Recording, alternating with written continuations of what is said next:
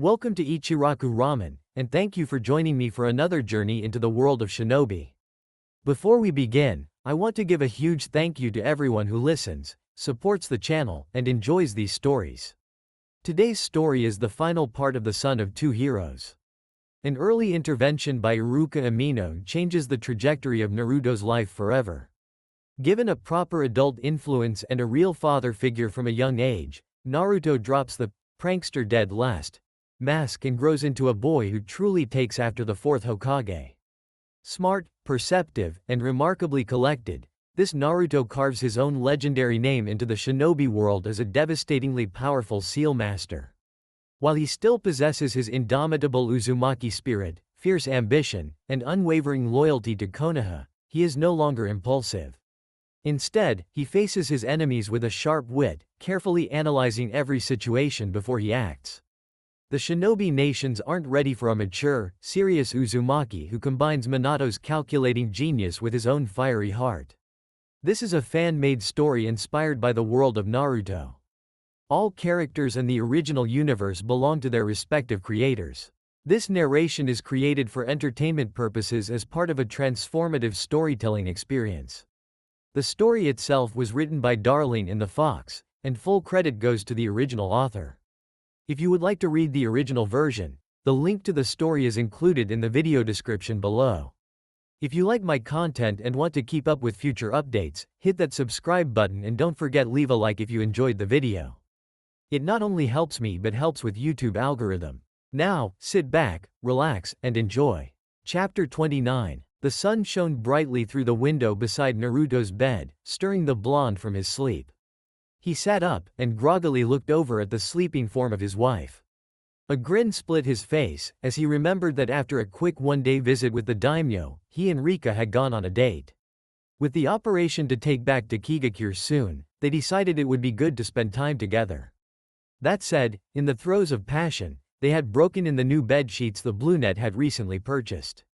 The Junin made his way out of bed, and formed a shadow clone to prep his gear. He and Rika had been lucky to get time together, as the operation was pushed back a day to account for more Konoha shinobi coming back to the village to stand guard while the strike force was gone. The strike force consisted of 4 battalions, which in total was around 2,000 shinobi. The battalions were made up of mostly Chunin, with a fair number of Junin throughout to lead them. He was pleased when he found out that not only would Rika be in Kakashi's battalion, she was actually in his squad as well. This put to rest any worries he had about his wife being wounded in the battle. This was not to say Naruto wasn't confident in his wife's abilities, he just worried either way. She was a frontline fighter after all, her skill in fire-style ninjutsu was staggering. Kakashi himself said she may have the strongest fire chakra affinity he'd ever seen. The Nine-Tails Jinchuriki sighed as he began making breakfast. He wouldn't be fighting with the main force. He would be leading a platoon of Anbu, but he would not be donning a mask, not that one could even hide his bright blonde hair. His objective was to reach the main village and garrison the mission center. Pretty much a Hokage tower, but not for a cage. While this took place, the strike force would battle the enemy throughout the country. Sasuke would also be leading a platoon of Anbu, and would be linking up with his own at some point. Before the invasion, some of Takigakure's ninja killed a rogue Konoha nin by the name of Rokusho Aoi. This man had stolen an important weapon from the village, the Raijin no Ken, or the Sword of the Thunder God. It was sealed away, but before it could be returned to Konohagakure, Iwe had attacked. Once Naruto's Enbu had secured the mission center, Naruto would retrieve the sword, and return it to Konohagakure. The sword that had once belonged to Senju Tobarama was not something they wanted to possibly make its way from Iwa to Kumo. Luckily for the people of Takigakure, many of their shinobi had fought a retreating battle as they left the village. By doing this, they managed to keep most of the fighting outside of their village. It was Naruto's platoon's job to clear the village with minimal damage and civilian casualties. To top things off, the Junin commander of Taki, the leader of a minor village, had survived and managed to retreat to Fire Country with his forces. All in all, if things went in Konohagakure's favor, Taki would quickly be rid of Iwa forces. Worst case scenario, Han and Roshi would show up, in which case Naruto was to immediately meet up and engage them. If it came down to it, the rest of his original genin team would join him. The minute this operation began, the war would be on. Thus, Konohagakure had sent plenty of shinobi to the border of the land of hot water. In the last wars, Kumo had made use of boats and water walking to transport their nin and supplies into the land of bones, country where the mountain graveyard sits. This time, while the land of frost had always been allies with Kumo, it seemed they would invade the land of hot water. Considering Iwa's move to grab up land, and the fact that Kumo had already been poking around, it could be argued that they would start by invading the minor nation. They would most likely march straight through their allies' country, and into the land of hot water. Konohagakure would be fighting a multi-front war, just like the last ones. Kumo had been rapidly increasing its forces since the Hyuga incident, and that meant that they could very well have quite a manpower advantage. That said, they may even come through the land of bones just to get 2 entry points into the land of fire. In Konohagakure's advantage, however, once they pushed Iwa out of Taki, they would likely only face off with them in Kusagakure, and Kusa would be ready. The Iwa front would also be significantly held down by Sanagakure's forces. Gaara would surely do his utmost to keep Iwa focused on defending against his village, instead of going after Konohagakure. At least until Konoha could knock one of the 2 opposing nations into submission. Finally, the already once considered Hokage candidate was ripped from his focused thoughts by 2 slender arms wrapping around him. He smiled as he was broken from his trance, and enjoyed the feeling of his wife's perfect chest pressing against his back. "You're going to burn the toast," she said blankly with her face pressed into his back. "Oh, I almost forgot about it," he said, frantically reaching over and turning off the toaster. It had broken the day before, and would stay on until turned off. He still just hadn't had time to get a new one. "Actually, why do we even have a toaster, dear? You could literally toast bread in your hands at any time." She smiled at his words and released him. The woman pushed him slightly aside and took out the toast. With a blank tone she replied as she began buttering the crisped bread. "Are you stupid? Because no guest would ever want their toast cooked in my bare hands. Plus, it's a bad practice to use fire style in the home. Haven't you heard the old tale passed down from the Sarutobi clan?" Naruto had long gotten used to her asking him if he was stupid. It was almost more of a verbal tic of her own than it was an actual insult. Ah yes, the one of the man who tried to cook a whole meal with his jutsu, but ended up burning down the building. He questioned after raking his mind for the memories of the story. "That's the one," the brunette replied. I'd say that's a fair point then." The male Namikaze replied, content with his wife's explanation. He could almost hear the smile in her response. "I knew you'd see it my way." After all the time they'd spent together, her blank and static tone of voice had started to show more and more emotion when she was around him. Sometimes, the villagers who'd known her would be shocked when they went out into the village. He would take her someplace, and if he managed to get her excited, she sometimes had quite the outburst of emotion. "You're wise beyond your years, love," he said almost sarcastically. "Oh, have you been doubting me, darling?" she said in mock hurt. That was another thing, when she wanted to fake any sort of emotion, she was very good at it. The blonde figured it was due to many years of observing and not consistently participating. Just then, he saw the eggs were finished, and moved the pan to a separate burner. He quickly turned off the stove, and as soon as he saw her put the toast down, he grabbed the woman. Her world spun as her husband twirled her around in his arms. His lips impacted hers, and he lifted her up.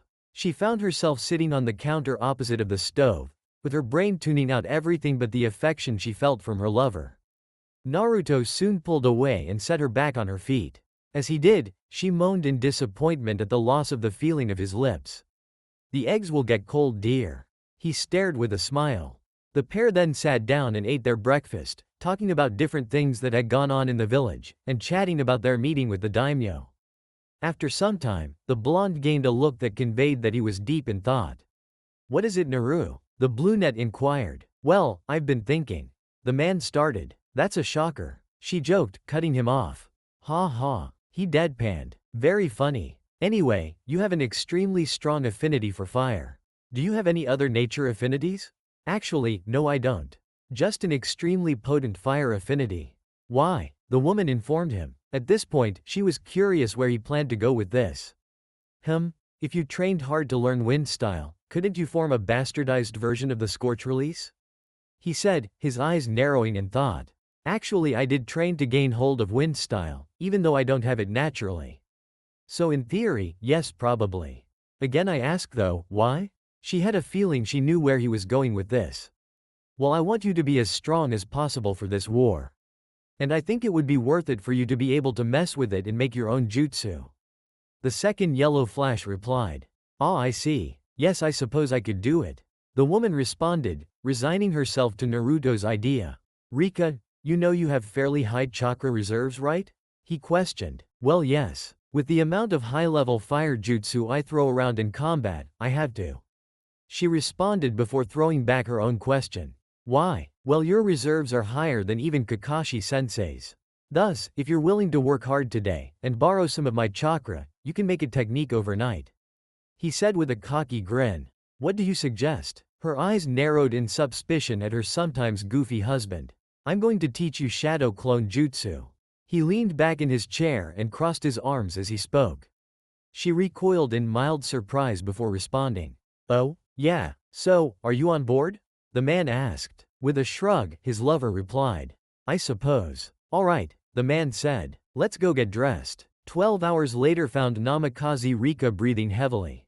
Her clothes were charred and burned in many places, and she had quite a few burns on her skin that she would need Sakura to take care of before the day was over.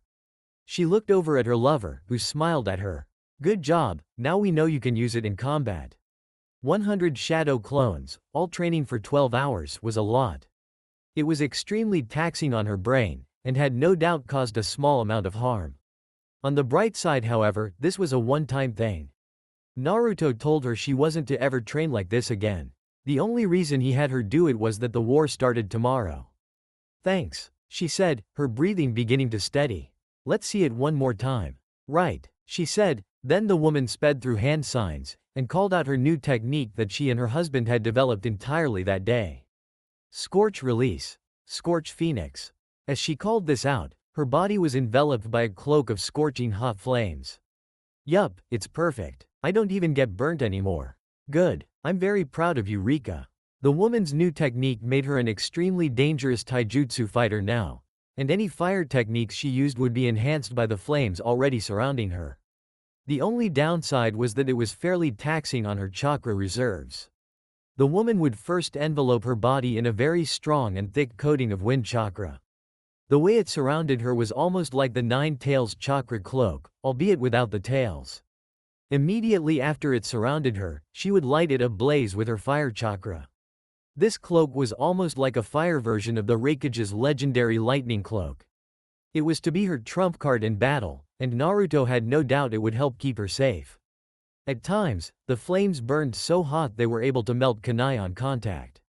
His lover soon let her cloak fade away, and smiled tiredly at him. Can you take me to see Sakura? Yes, I can. He wrapped his arms around his wife, and flashed into existence outside Sasuke's home. Naru, this is Sasuke's house.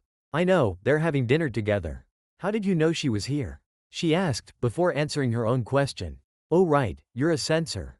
The blonde lightly knocked on the door of the home, and only a minute later they were greeted with the view of a very relaxed Uchiha Sasuke. Oh, hey Naruto. He greeted, before taking in Rika's appearance. The brunette held her usual blank look on her face as she leaned against her husband. Geez, what happened to you? I can explain, but could Sakura look at her? Sure, I don't see why not. Go get settled on the couch. The raven-haired man said, opening the door all the way and moving aside. Naruto had spent more than enough time at the Uchiha's home in the past month, preparing for the once possible, but now guaranteed outbreak of war. The Uchiha had sold away the land of his once proud compound, and had decided that if he was to rebuild his clan, they would live amongst the villagers as equals instead of an outside clan. As the married couple walked past him, he yelled down the hallway to his kitchen. Sakura, Naruto and Rika need to see you. Naruto and Rika? I'll be right there, she yelled back. Soon she arrived in the room, and got to work on the female Namikaze. Meanwhile, Naruto explained Rika's new technique to his former teammates. It's a wonder she didn't incinerate herself. Sakura said. Agreed, if she'd have lost control of the wind chakra in full then she would have been cooked. Sasuke said, remembering the heat of some of he and Naruto's combination jutsu. That's why I was there, with the nine tails constantly healing me. I was able to bear with the heat anytime the fire took full control, and lend my wind chakra to her as well. The cloak of wind the woman created around herself not only boosted the heat and potency of the flames, but it was what kept her safe from being cooked alive. Naruto, being a sensor, was able to closely replicate the flow of her wind chakra to allow him to add his own. Thus, if it looked as if she would lose control, the blonde would either put her back on track, or in bad cases, he would overpower her fire with a massive amount of wind. Usually so much that it blew the flames away from her body entirely. Ah, I see. Well, that makes sense. Anyway, let me check your hands as well. Sakura replied. Why? I just told you. He was cut off as his pink-haired teammate gave him a glare. Knowing you, it's still a good idea to check. You and Sasuke are too stupid to know when you have minor injuries, and even those can cause problems down the line. Also, I have to scold you for doing this kind of training right before the start of our invasion. I know, but I wanted to make sure Rika had a trump card in case something went wrong. Well, that's fair, Sasuke commented. After a short chat between the four friends, Naruto and Rika took their leave. All four had an early morning tomorrow. Himself and Sasuke's Anbu platoons would be in Taki before dawn, and they would be leaving Konoha shortly after midnight. The main strike force would be hitting the Takigakure border around first light. Thus, the still newly wedded couple were in bed by 8. Naruto kissed Rika goodbye as he moved to leave the house. The woman was currently double-checking her gear, as she would be leaving in the next couple hours as well. I love you. I love you too, Naruto. Come back to me, she said with a smile. I always do. Stay safe, love, he replied before sliding out the door. In mere seconds the man crossed the distance of the village and was at the gates. The platoon of Anbu flickered into existence in front of him, all on one knee. Captain Namikaze, we're ready when you are, said one Anbu. Well, let's not waste any time. The blonde replied, turning and disappearing into the forest, the platoon quickly following suit. The group was inside the borders of Waterfall Country by 4 in the morning, and were steadily making their way toward the village. They breached through the underground caves, and killed off the Iwa guards. When the group came to the opening that led to the village, Naruto held his hand up and signaled for the group to hold. The Junin crouched and placed his finger on the ground, and stretched his chakra around the village. Looks like we're dealing with about a battalion of Iwa nin. They're spread out around the village, but there's about a company guarding our target. With any luck, they haven't found out about the sword yet. The blonde stated, standing to his full height. Alright then, separate into squads. Divide and conquer. 3 of you come with me. Yes sir, the Anbu replied. The platoon quickly split into groups, and each squad began making their way into the village in different directions. 3 figures stood behind the tall man, still awaiting his orders. The Junin made a gesture with his hand, and the 4 of them disappeared, body flickering into the village. They quickly carved a warpath through Taki, heading straight for the mission center.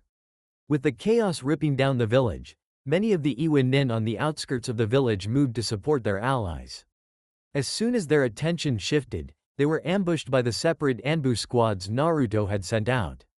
The Iwa commander was ripped from his concentration when a tri-pronged kunai burst through the window and pierced the wall in front of him. The man quickly reached for the radio, attempting to warn his superiors.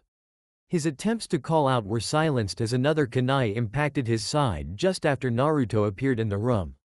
He flashed again to the blade inside the man's ribs, and appeared on his back, plunging a kunai into the base of his neck, severing the ninja's spine. The blonde Junin collected his kunai quickly, and took a moment to congratulate himself and his platoon. They had managed to breach an enemy-controlled village and kill the commander within minutes of first contact, and before he could send a radio distress signal. He knew not to be naive, however, the enemy would definitely have more security. Somewhere out there were most likely sensors, or forward observers who had seen the assault and would report back to their superiors. Now let's find that scroll, Naruto said, cutting away at the wall. He could have taken the time to gently remove the cover, but it was a long process, and his mission objective was clear. Once the wall was out of his way, the Namikaze was greeted with the sight of a fairly sizable vault door. With a wide grin, he spoke aloud. Jackpot. He activated the chakra key given to him by Taki's Junin commander, causing the door to unlock itself. He could have broken through the ceiling arrays by himself, but that would have made it so he could not reseal the vault. He looked over the wall of lockboxes, which were each locked with separate chakra keys. He pulled out the second key he'd been given, and opened one of the smaller ones. Inside sat his objective. He pulled out the scroll, and at that moment one of the 3 Anbu he'd brought with him entered the office. "Sir," the shinobi said, "are you finished?" "Quite. Can you fix this wall? Like, a perfect copy?" The platoon leader inquired. "Yes. Wood style. Wood wall jutsu." The man said quietly but with the intensity most shinobi had when they executed a technique. The wood grew in place of the old wooden wall, Tenzo's chakra forming it to match the rest of the wall. "Hey, looks like they'll need to rip that one down before they can put up a new removable one." The teleportation expert joked. "Let's go Tenzo." "Sir, you're not supposed to use that name. I've been rebranded as Yamato." The Anbu said. "Ah, but Kakashi says you should get used to it. Eventually you'll have to come out of Anbu, you know." The blonde retorted. "Anyway, I need to get this back to friendly lines. Hold out until then, alright? I'll be back in an hour tops." The blonde said absent-mindedly, twirling a kunai around his finger. "Understood." The wood user replied. "Good luck, Tenzo. I'll be back in a flash." The namikaze said, and as soon as he finished the last word, a flash of yellow filled the room, and he was gone. As the blonde sped through Waterfall Country, he realized he was close to the home of the old man who had helped Team Ebisu. He smiled, knowing he had some extra money on him. He figured it would take all of 2 seconds to drop off a gift to the family. He changed course slightly and quickened his pace. If he was going to detour from his mission, he would at least be fast enough to make up for it. He burst through the trees into the farmland of the man's home, and had been immediately assaulted by the smell of smoke and decay. He came to a stop in front of the home, and for the first time in a while, the namikaze shed a tear. A sad scene played out before the shinobi, reinforcing the harshness of the world he occupied. The home sat charred and burned, the roof having collapsed in on itself. He could smell the burned flesh wafting out of the home. What saddened him the most was that he knew no one escaped. Every exit to the home, all the windows and both doors were sealed shut but rock walls that jutted out of the ground. "They didn't deserve this," he said quietly while holding back his rage. "You Iwa bastards?" His fists shook at his side, and his teeth clenched. The man took a few deep breaths before shaking his head. "If I ever find you, I'll kill you. This world has no room for humans who act like animals." The blonde leapt to the trees once again, after saying a prayer for the late family. "Congratulations on a complete mission," said Shikaku. The Junin commander and other strong ninja had met him at the border to retrieve the scroll. "Good luck, Naruto." "Thank you, Shikaku. There's a war to be fought, and I intend to fight it." The teleporter responded. With that, the spiky-haired Nara pocketed the scroll and watched in amusement as his comrade disappeared in a flash of yellow. Unfortunately for Naruto's Anbu platoon, only minutes after the Junin left they were attacked by Iwa reinforcements. They fought from the mission center, using it as cover to fire off jutsu and kunai. Any enemies that managed to get close were dispatched by the blades of swords and kunai alike. The platoon finally had a crack formed in their resolve, however, when 3 full companies of Iwa nin descended upon their garrison. They fought valiantly and managed to take out an entire company. Tenzo had been forced to go all out, draining his chakra further than ever before as he ripped apart the streets of Takigakure with his wood-style techniques. Finally, the remaining companies of Iwa nin withdrew, to collaborate in the largest earth-style jutsu he'd ever seen. They all slammed their palms into the ground, spikes ripped up from the earth, a massive forest of them coming at the Konoha shinobi at a ridiculously fast pace. They ripped through streets and buildings alike, and the Anbu were sure they couldn't outrun it, let alone stop it. Just as Tenzo resigned himself to his fate, a voice ripped through the air, accompanied by the familiar chirping of birds. "Chidori impact," the Uchiha called out as he burned the blade of his sword into the ground. Lightning split through the earth, tearing up the ground as if Sakura herself had punched it. When the earth techniques inevitably clashed with the current of electricity, Sasuke's overcharged Chidori went out. With earth jutsu being weak to lightning, Uchiha Sasuke was the worst matchup the super combo jutsu could ever encounter. Well, other than the Raikage of course, but he sided with Iwa. The rest of Sasuke's platoon showed up at that moment, landing in a defensive perimeter around the absent Namikaze's garrison. A few of the Iwa ninja recoiled in fear, shocked at his arrival. No, it can't be. Sasuke of the lightning style. No, it's the second coming of Shisui of the body flicker. Well, he's not alone. Tenzo, we were supposed to cause minimal damage to the village, you know. Look what you did, you know. Came a familiar voice from the rubble behind the enemy companies. Naruto stepped out from a ruined building, absent-mindedly twirling a kunai around his finger. No, you're Konoha's second yellow flash. Look, surrender now, and none of you will have to die.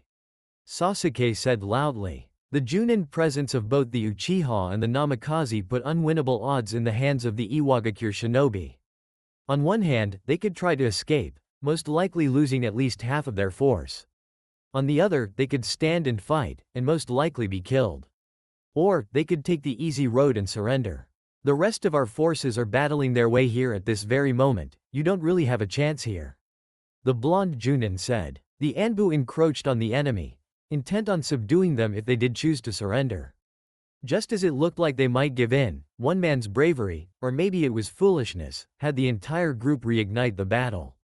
The man leapt forward, quickly drawing his blade and railing it through the nearest Konoha Anbu.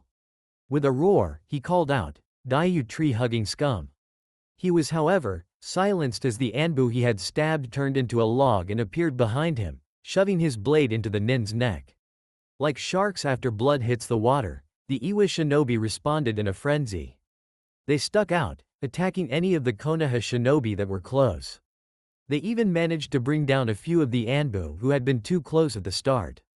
The black and blonde-haired Junins soon dove into the fray as well, trying to protect their comrades. Let's show them, Naruto.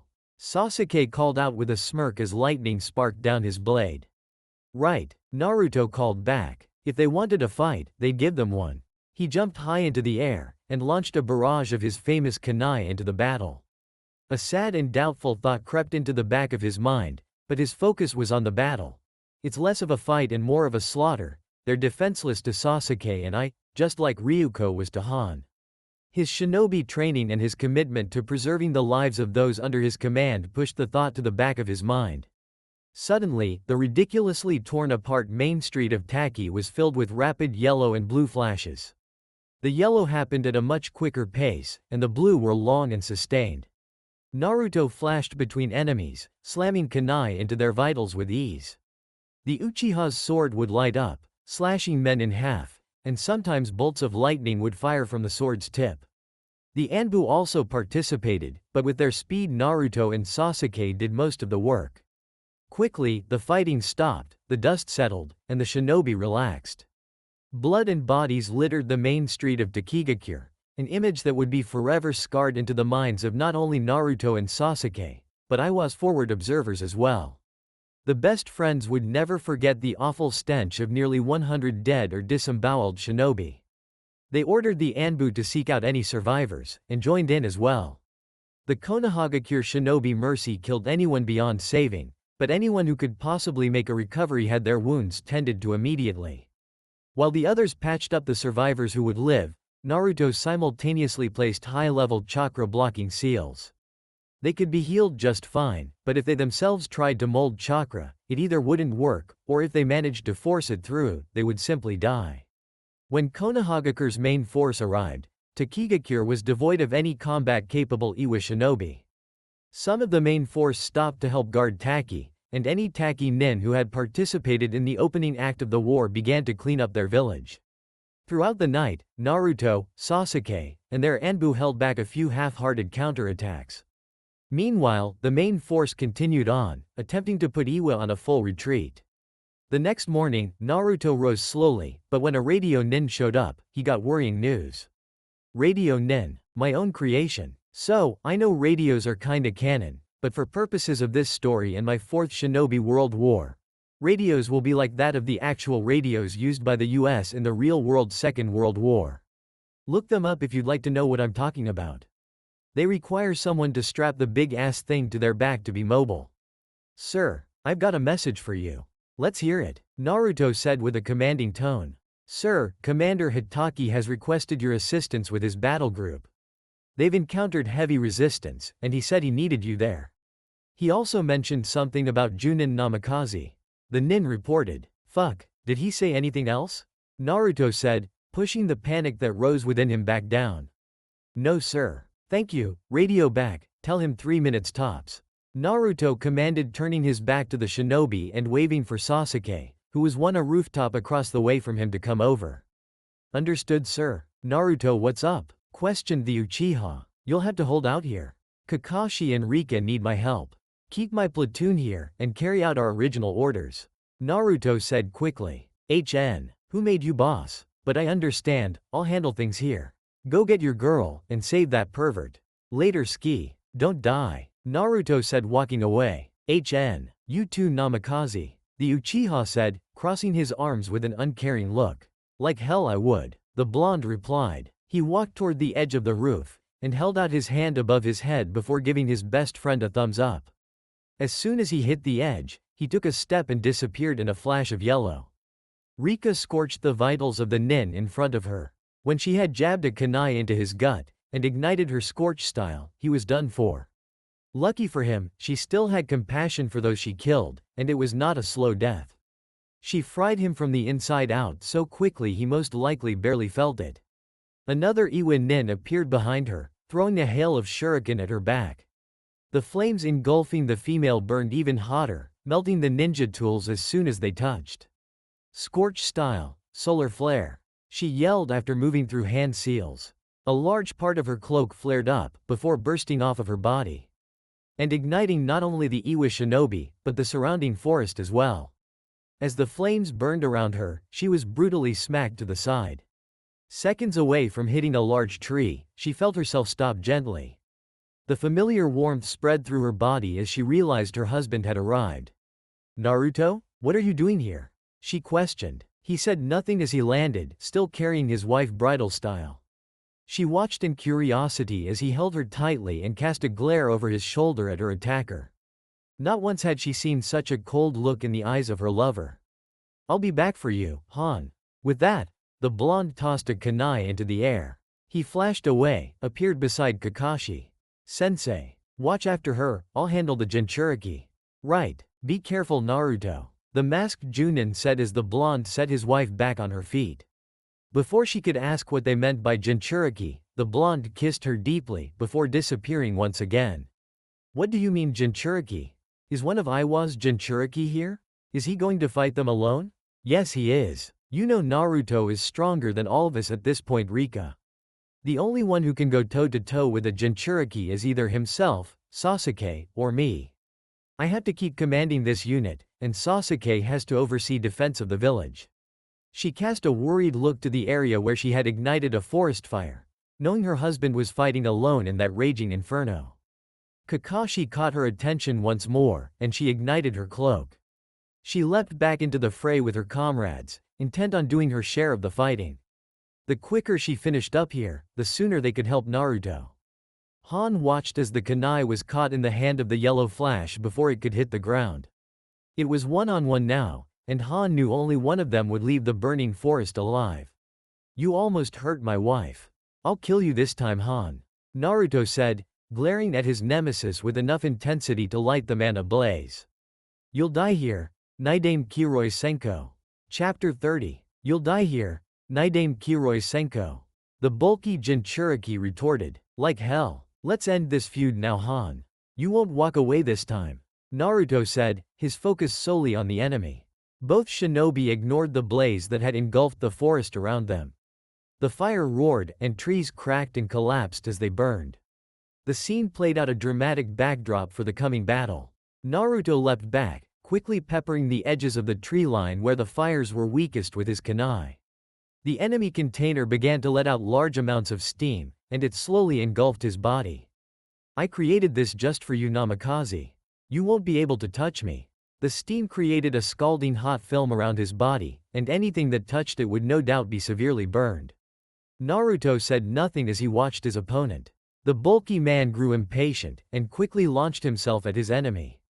As he came, Naruto flicked a kunai at him. He dodged, knowing the blonde wouldn't be able to attack him. His thoughts were blown to the side, however, when Naruto's foot collided with his ribs, and he felt the distinct feeling of water splashing onto the affected area. The blonde had wrapped his foot in a coating of cold water to help counter the steam's effects. And now, he knew it worked. The red-clad man caught himself quickly, turning fast to attack the Konoha nin. The Junin formed a Rasengan, and made it fairly large. As Han closed in, he intentionally let it destabilize, causing it to explode outward in a blast of pressure. The resulting attack launched the armored man backwards, his body impacting one of the charred trees. He stood quickly, only to encounter Naruto slamming a kunai down where his head was. Barely managing to dodge the strike, the man rolled away, distancing himself from the enemy Jinchuriki. Immediately, the younger man was on top of him, slicing at the larger nin with his kunai. The man dodged a few of the strikes, but Naruto's natural speed outdid his own by a long shot. If it weren't for his steam, the Namikaze surely would have ended him. When Han had fought alongside Roshi, he'd had a strong ally. Now he was alone, and he was being pressed by the blonde Jinchuriki. Naruto spun around with another kick, but his leg was caught by Han. He dropped the kunai he held and flashed to it, putting himself behind the large man. He swung out with his blade, channeling wind chakra into the knife. He cut deep into the Iwa shinobi's side, enough to make the man stagger.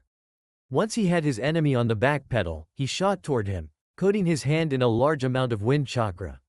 If I can mark him, this is over. His hand was close now, mere inches away, and he was confident he would end the fight soon. His palm hit the steam, the wind keeping him from being burnt by the hot air.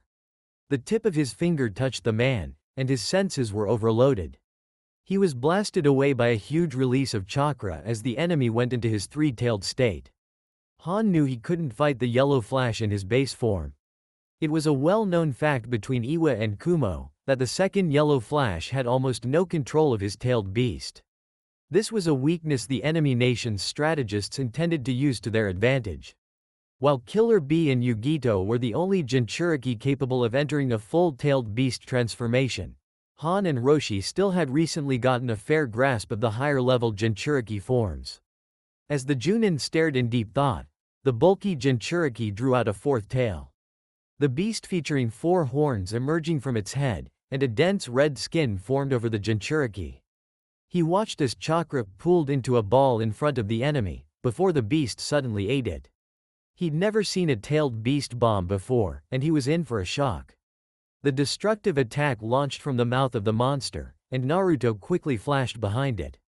The blonde's eyes widened as the chunk of ground he'd inhabited, and the forest around it, was blown away.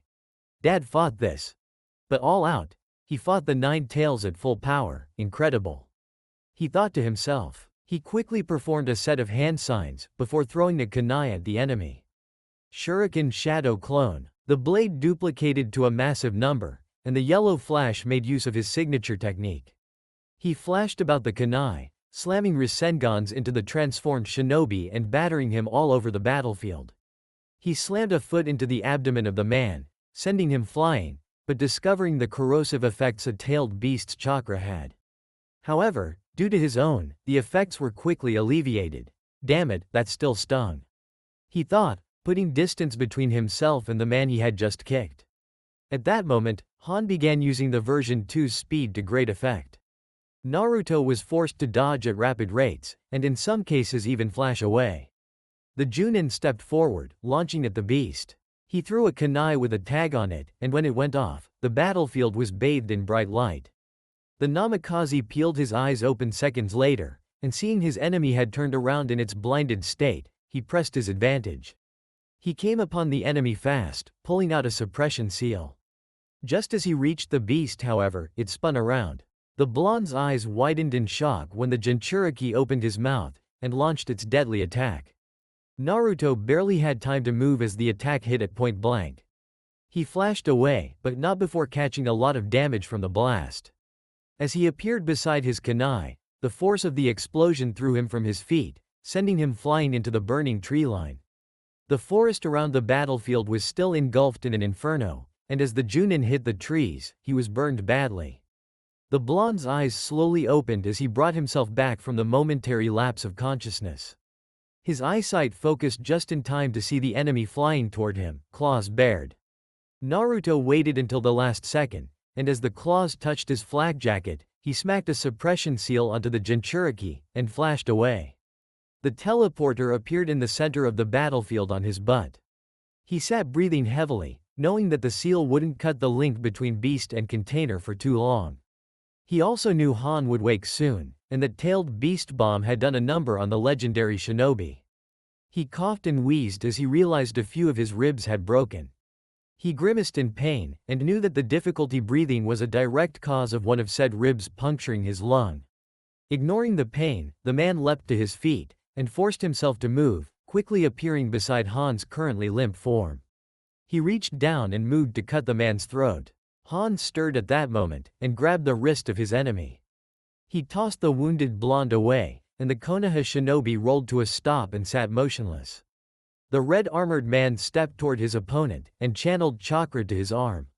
He intended to crush the skull of Konohagakure's strongest ninja. Naruto disappeared, and reappeared with his feet planted firmly in the back of the bulking Jinchuriki.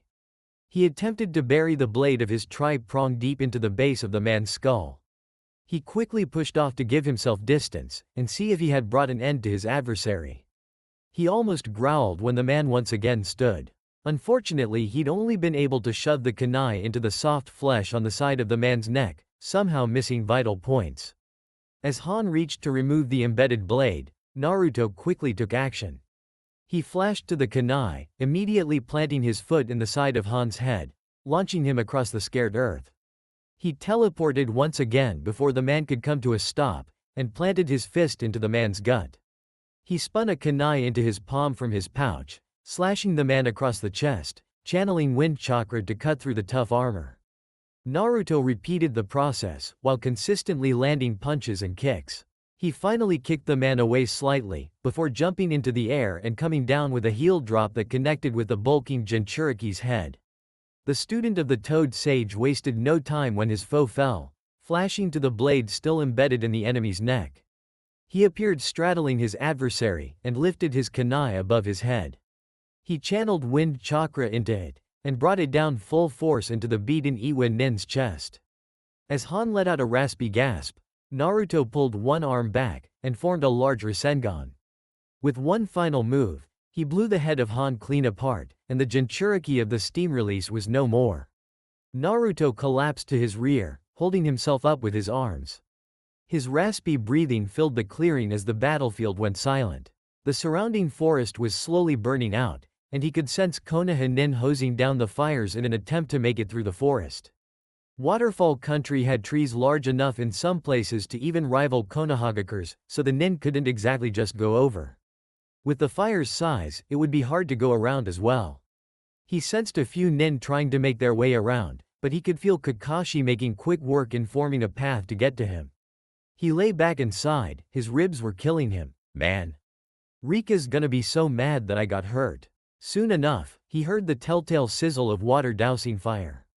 He painfully rose up, turning his head to the direction of the noise. Out of the trees emerged Kakashi, Rika, and Sakura, the latter of which had rushed to the front when Kakashi's troops began taking heavy casualties. Naruto. Rika yelled in fear and worry seeing his battered state. She sprinted toward him, but when she and Sakura reached the blonde, she moved up, and placed his head in her lap. Sakura quickly got to work on the wounded blonde, and Kakashi watched with a smile. A few hours passed, and after the arrival of Guy, Genma, and Anko at Takigakure, Sasuke rushed to the front line. Upon his arrival he was greeted with the sight of Sakura and Kakashi conversing a few feet away from his former teammate. Naruto still looked battered, but unknown to the Uchiha, he was in much better shape than he had been thanks to the pinkette. The blonde Junin sat with his head in Rika's lap as she ran her fingers through his golden hair. Sasuke made his way to Sakura, checking up on the woman. He found himself worrying more and more about her with their budding relationship. The idea of losing her often caused the man to lose sleep. After a few minutes conversing with his sensei and girlfriend, the Sharingan wielder checked up on his friend. He approached the married couple, Rika raising her eyes to greet him. "He asleep?" the Uchiha questioned. "Yes, he was pretty beat up when we got to him." The woman replied with a soft smile. Kakashi told me he killed the Iwa Jinchuriki. It was the same Jinchuriki that killed Ryuko. The man said, turning his gaze to the sky. Before Rika could respond, Naruto's voice interrupted their conversation. I'm probably going to be in the bingo book as S-rank soon, Sasuke. You better catch up. Seems we woke you. You look like hammered shit, Naruto. The last Uchiha said, not dignifying his friend with a response. Yeah, well, as you know, it's not easy to fight a Jinchuriki. He managed to catch me up close with a tailed beast bomb. I was able to flash away and avoid most of the blast, but I wasn't that fast. I've no doubt Flying Raijin could outrun the explosion, but I didn't register it until pretty much the moment it went off. He hit it well, and I'm pretty sure he actually took a bit of damage himself just to get that hit on me. The male Namikaze explained. I see, the raven-haired Junin commented.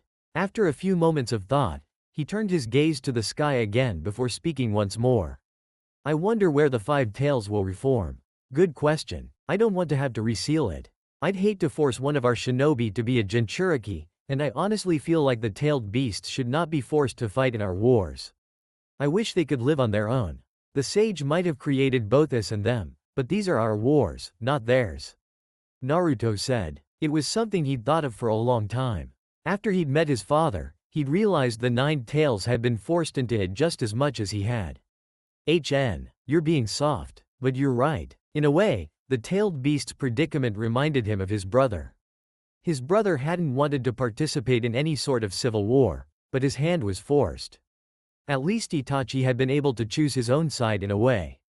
The beasts, however, had no say. None of the 5 shinobi knew, but at that moment deep inside Naruto's mind a creature lifted its head in slight confusion and curiosity. It thought for a while before reaching its own conclusion.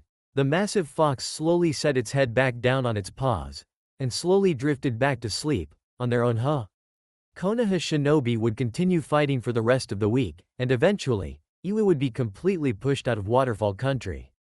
With Konohagakure emerging from the first large skirmish of the war victorious, Iwa would be on the back foot for quite a while. The shinobi of Konoha now had down time to recover before throwing themselves back into the war. 5 weeks had passed since Konohagakure's victory over Iwa in Waterfall Country. This found Naruto waking up to a strange noise in his home. He strained his tired mind, trying to find out exactly what the noise was. Bleeg echoed through the home once again. Naruto sat up quickly, realizing his wife was not in bed with him.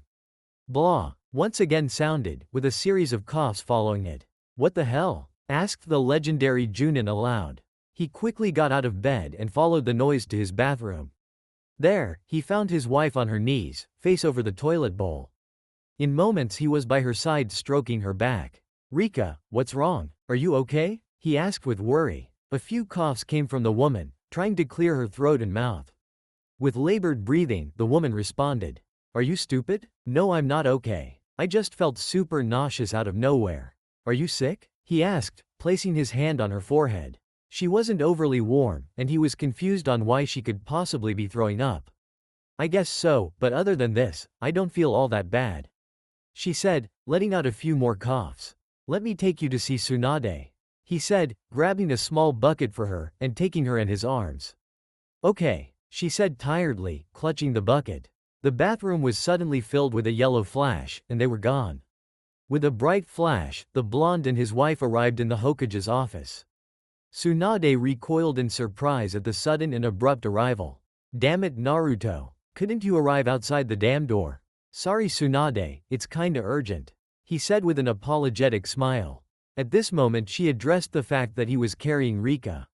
What happened? She questioned. In response, Rika threw up into the bucket. Don't puke on my floor, make sure it stays in the bucket. Set her on the couch. Yes ma'am, Naruto replied, doing as he was told. Tsunade began using her medical ninjutsu to diagnose the problem. She stopped suddenly with her palm over Rika's abdomen. She slowly turned her head to the blonde. Naruto, what's wrong? Is she okay? He said, his mind going into a frenzy of worry. She's pregnant, Tsunade said flatly. What? The Junin replied in happy shock.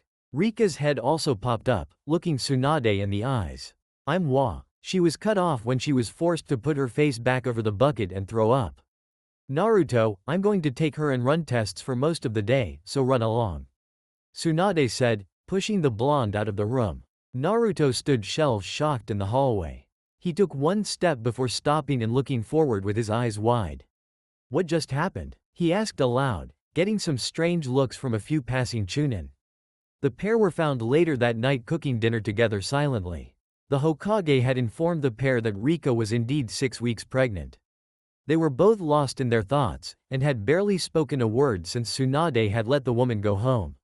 The mood of the room, however, was so happy and joy-filled, that even Sasuke would smile from just walking in.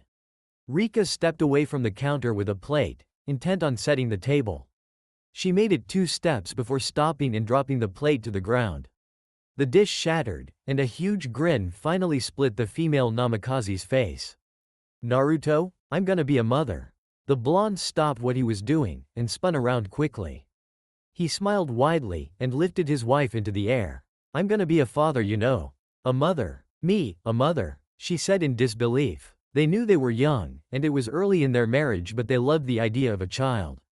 I'ma be a dad, you know. Naruto was proud. His smile split his face, and his entire presence radiated happiness. With the lack of family they had through their childhood, the pair found the idea of having a real family extremely exciting. Who do we tell first? Go invite Sasuke and Sakura for dinner. I'll make more for them. The woman said. Alright, the blonde said, leaving for the door. Grab Kakashi and Iruka as well. She called out. Right, and with that the blonde was gone. About 30 minutes later, the group of shinobi sat gathered around Naruto's large kitchen table. Other than the Namikazes, everyone in the room was very curious as to what was going on. So. Rika felt strange, she'd never been very shy before, and she was unsure why she felt shy. Naruto came from the counter with a large plate of turkey. He set the dish down, and placed his hand on her own. He leaned over her slightly, gave her a smile, and squeezed her hand. What Rika is trying to say is that she's pregnant. The jaws of each person at the table almost hit the ground. They stared at the new married couple for a while, before Sakura started gushing at Rika, asking the blue-haired woman all kinds of questions. Meanwhile they ate their dinner, answering questions and talking about the future with their close friends. I wanted to tell you all first, you're the closest thing we have to actual family. Naruto spoke with a soft smile. I'm very happy for you too, but isn't it a little early? Iruka questioned. Well, we weren't trying, it just kind of happened. However, it's a very happy surprise to us. I've dreamed of having my own family for so long. The blonde responded. I understand entirely, Naruto. Iruka said with a smile. He had his own budding relationship with surprisingly none other than the one and only Mitarashi Anko. He was very happy for his surrogate son. I'm sure you'll make great parents. Hopefully the child won't be as energetic as you were when you were young. Don't you think, Naruto? Kakashi said with his signature eye smile. The man of 1000 jutsu had been surprised at the idea of one of his students becoming a parent before he himself had even thought about it. He knew Yugao was thinking about it. About 2 years after the death of her fiancé, she had come to her old Anbu captain to talk about him about her loss. Time had been spent together, far more than they had as Anbu. Eventually, the road led to romance. I hope so, sensei, Naruto said. Naruto was found laughing as Konohamaru and Hanabi argued. The Sarutobi was currently arguing with the Hyuga girl about who was the better shinobi. Inuzuka Tsukumo sat beside his teacher, smiling at his friends. Naruto had come to find that the feral brown-haired boy was very passive, which was quite the oddity among the Inuzuka clan. He preferred to sit on the sidelines if things got too exciting when it came to social interaction. As it turned out, Tsukumo was a very close cousin of Kiba's and the blonde had promised to look after the young man. Tsukumo had come a long way with his ninkin, proving the Inuzuka to be a fierce foe in battle. The other genin were fairly skilled now, and the Junin had confidence in their teamwork. Hanabi had grown strong in the Hyuga arts, and Naruto thought that she was almost as much of a prodigy as Neji. She trained with her elder sister, and her cousin Neji quite often. Konohamaru had come a long way as well. The Sarutobi had unique mastery over his fire release, one that almost made him think of Rika's natural mastery of the element. Most notably, through the Sarutobi clan's summoning, he now had his own familiar, a monkey known as Enra. Maybe if you weren't such a spoiled brat. Did you just call me a brat, Sarutobi? What? Your eyes are so good that your ears went to shit. You bastard. Hanabi yelled, swinging her palm for the boy's chest. In a sentimental way, she reminded Naruto of a very young and prideful Sasuke. The blonde Junin quickly appeared between the bickering children. Hanabi found her hand caught by the tall Junin, and was shocked at his natural speed. The three genin had seen his speed before, but they were still shocked every time he showed off. Now Hanabi, unless you're going to have a real spar with our silly monkey, then I'm going to ask you not to hit him. The man said with a smile. His calm voice caused the hot temper of the young girl to quickly settle, thus she turned almost shy like Hinata had been when she was younger. The girl was either 100% hot temper or 50% a shy mess. Ah sensei, it's just because they like each other, Sakumo said, approaching the trio. Hey, you're right Sakumo, maybe I should leave the lovebirds alone. Their sensei said. At this, the two children leapt back from one another. Fingers pointed at the other, they screamed at the same time. I could never love her, him. Now, you're teammates and comrades. You shouldn't be fighting like this, so either put it aside, or you can both spar with me. Both genin audibly gulped. They knew when their sensei gave them the option of a spar as punishment, they would be brought to their absolute limit. When Naruto used a spar to dish out his discipline, the Junin held back only enough to avoid killing the genin. He made sure they had to help each other to get home, so his lessons wouldn't leave their heads before they got there. Kakashi had done the same for Team 7 in Naruto's genin days. After a short chat one afternoon about his father, Naruto found out Minato had done the same for the mask-wearing Junin in his own genin days. With Kakashi once being a stickler for rules, he rarely had to face that situation. On the rare occasion when he and his friends needed a proper lesson, the kind-hearted Fourth Hokage had no quarrels giving them a smack down. Yes sir, we understand. The two bickering children said. Good. Now, I've got something important to tell you. Oh? Is it a S-rank secret or something? The young Sarutobi questioned. No, not quite. However, it is something I'd rather you not go running around the village yelling to everyone about. Well, what is it? The scarf-wearing boy asked. Konohamaru, if you'd shut up he'd tell us. Hanabi snapped. Naruto simply cleared his throat, and at noticing the implication of the interrupting sound, the genin quickly shut up. As I was trying to say, I'd like you all to know my wife is now pregnant. What? Hanabi yelled, her eyes sparkling to life as she remembered the few babies she had held. Hanabi secretly loved babies, and even their crying didn't annoy her. She absolutely adored what she called the cutest thing in the world. Ew, those loud screaming monsters? Konohamaru asked. Congratulations sensei, Sakumo said, the ever-calm boy he was. Thank you Sakumo. Yes, we're having a child. I hope you can all assist me at times in watching over my child. Parenting will be difficult, and with the war going, I'm going to need someone to help watch over Rika. Naruto said with a smile. He thought it might be fun to include his genin in his child's life.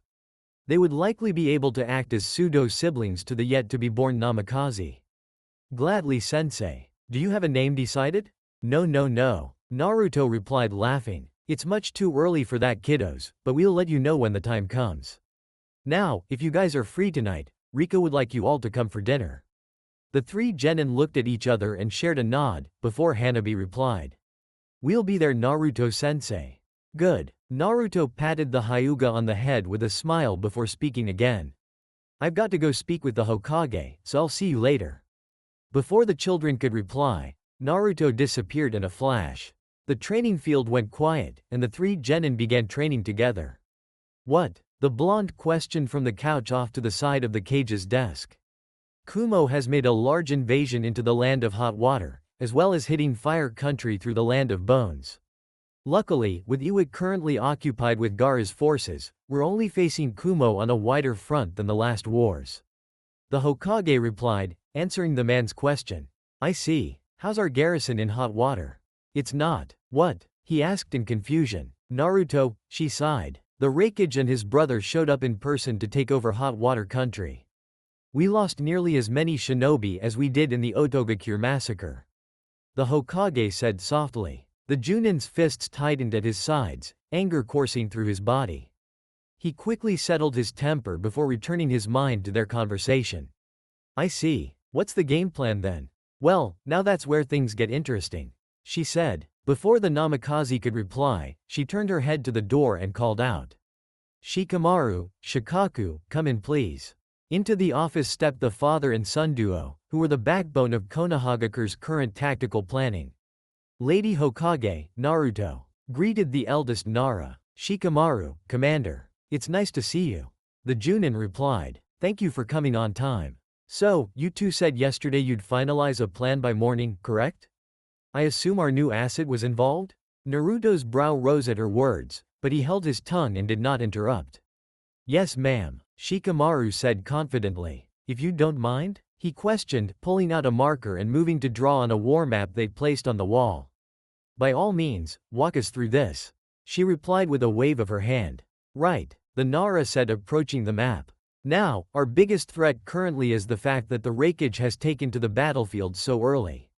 With him on the front, it will be difficult to push back into hot water country. Our shinobi will have no issue holding out on the border of Bone Country, but the Raikage is the big factor right now. Shikaku explained, as Shikamaru circled countries on the map. Now, as much as we'd like to send out Naruto, Sasuke, and Kakashi to hunt down the Raikage and his brother, killing the Raikage could cause issues. If we kill it could be detrimental to any future peace talks. Shikamaru said, taking over for his father. We've concluded that if we are to send Junin Namikaze, Hitaki, and Uchiha behind enemy lines with a small force into the Land of Lightning, they could cause enough havoc among the forts and war camps that Kumo has set up to force I and B to return home. Shikaku took the reins once again, and addressed the two blonde shinobi. Once they're confirmed to be back in country, we can lead a large force to push Kumo's forces back into the Land of Frost. With enough havoc caused in Lightning Country, the Raikage should need to stay in his village to handle the chaos. Naruto smiled at the plan. Avoiding direct confrontation with the Raikage was wise.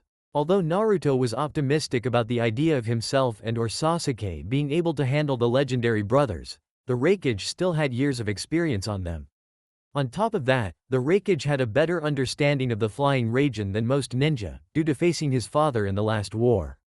Naruto knew in reality he could probably deal with the brothers on his own, but Shikamaru had made an important point. The death of their Raikage could possibly cause the people and shinobi of Kumo to completely ignore any sort of peace talks. Instead, they may favor the idea of revenge against Konohagakure. Well, you certainly thought this out well. However, I think Sasuke should either be deployed to the front at the Land of Bones, or the Iwa front in Kusa. We're both strong and definitely better together, but we need to make sure we have someone who could hold off a strong push. That someone would be Sasuke. The Namikaze said. Tsunade mused. I believe Naruto is right, it's dangerous to take all of our strongest Junin off the front. It would certainly leave us open to attack. In that case, Kakashi will stay behind as well, attending to the Iwa front. Shikamaru and Shikaku looked at each other for a moment before nodding their heads. The two geniuses usually would have thought that factor out, but they had structured the full plan in one night. We believe our forces are more than capable, that is why we decided on this. However, you are Hokage, and this is your decision. We have to keep Kakashi and Sasuke back. If somehow this turned into a catastrophic disaster mission, we'd be out not one but 3 elite Junin. Naruto is S rank, and this is an S rank mission. How many nin do I get to bring along? The blonde man questioned. We've decided on a force of 20, including yourself. Understood. Now, I'm rather curious. How exactly do you plan on getting us into Lightning Country? He questioned. At this moment the Hokage waved her hand and spoke to an Anbu in the corner. Bring him in. A few seconds later, there was a knock at the door. Yes, come in, she said. At this, a man of Naruto's age stepped through the door, with his short white hair with a blue tint, along with his fang-like teeth being his most prominent feature. The second thing that stood out to Naruto was a large familiar sword strapped to the man's back. And who are you? The blonde man questioned. I'm here to be your solution, replied the newcomer, giving Konoha's yellow flash a large shark-like grin. The name's Hazuka Suigetsu. Chapter 31. The name's Hazuka Suigetsu, said the newcomer. Mangetsu's brother? Naruto questioned, knowing of the man. Yeah, don't let him overshadow me now. Kirigakure's back, alongside the 7 swordsmen.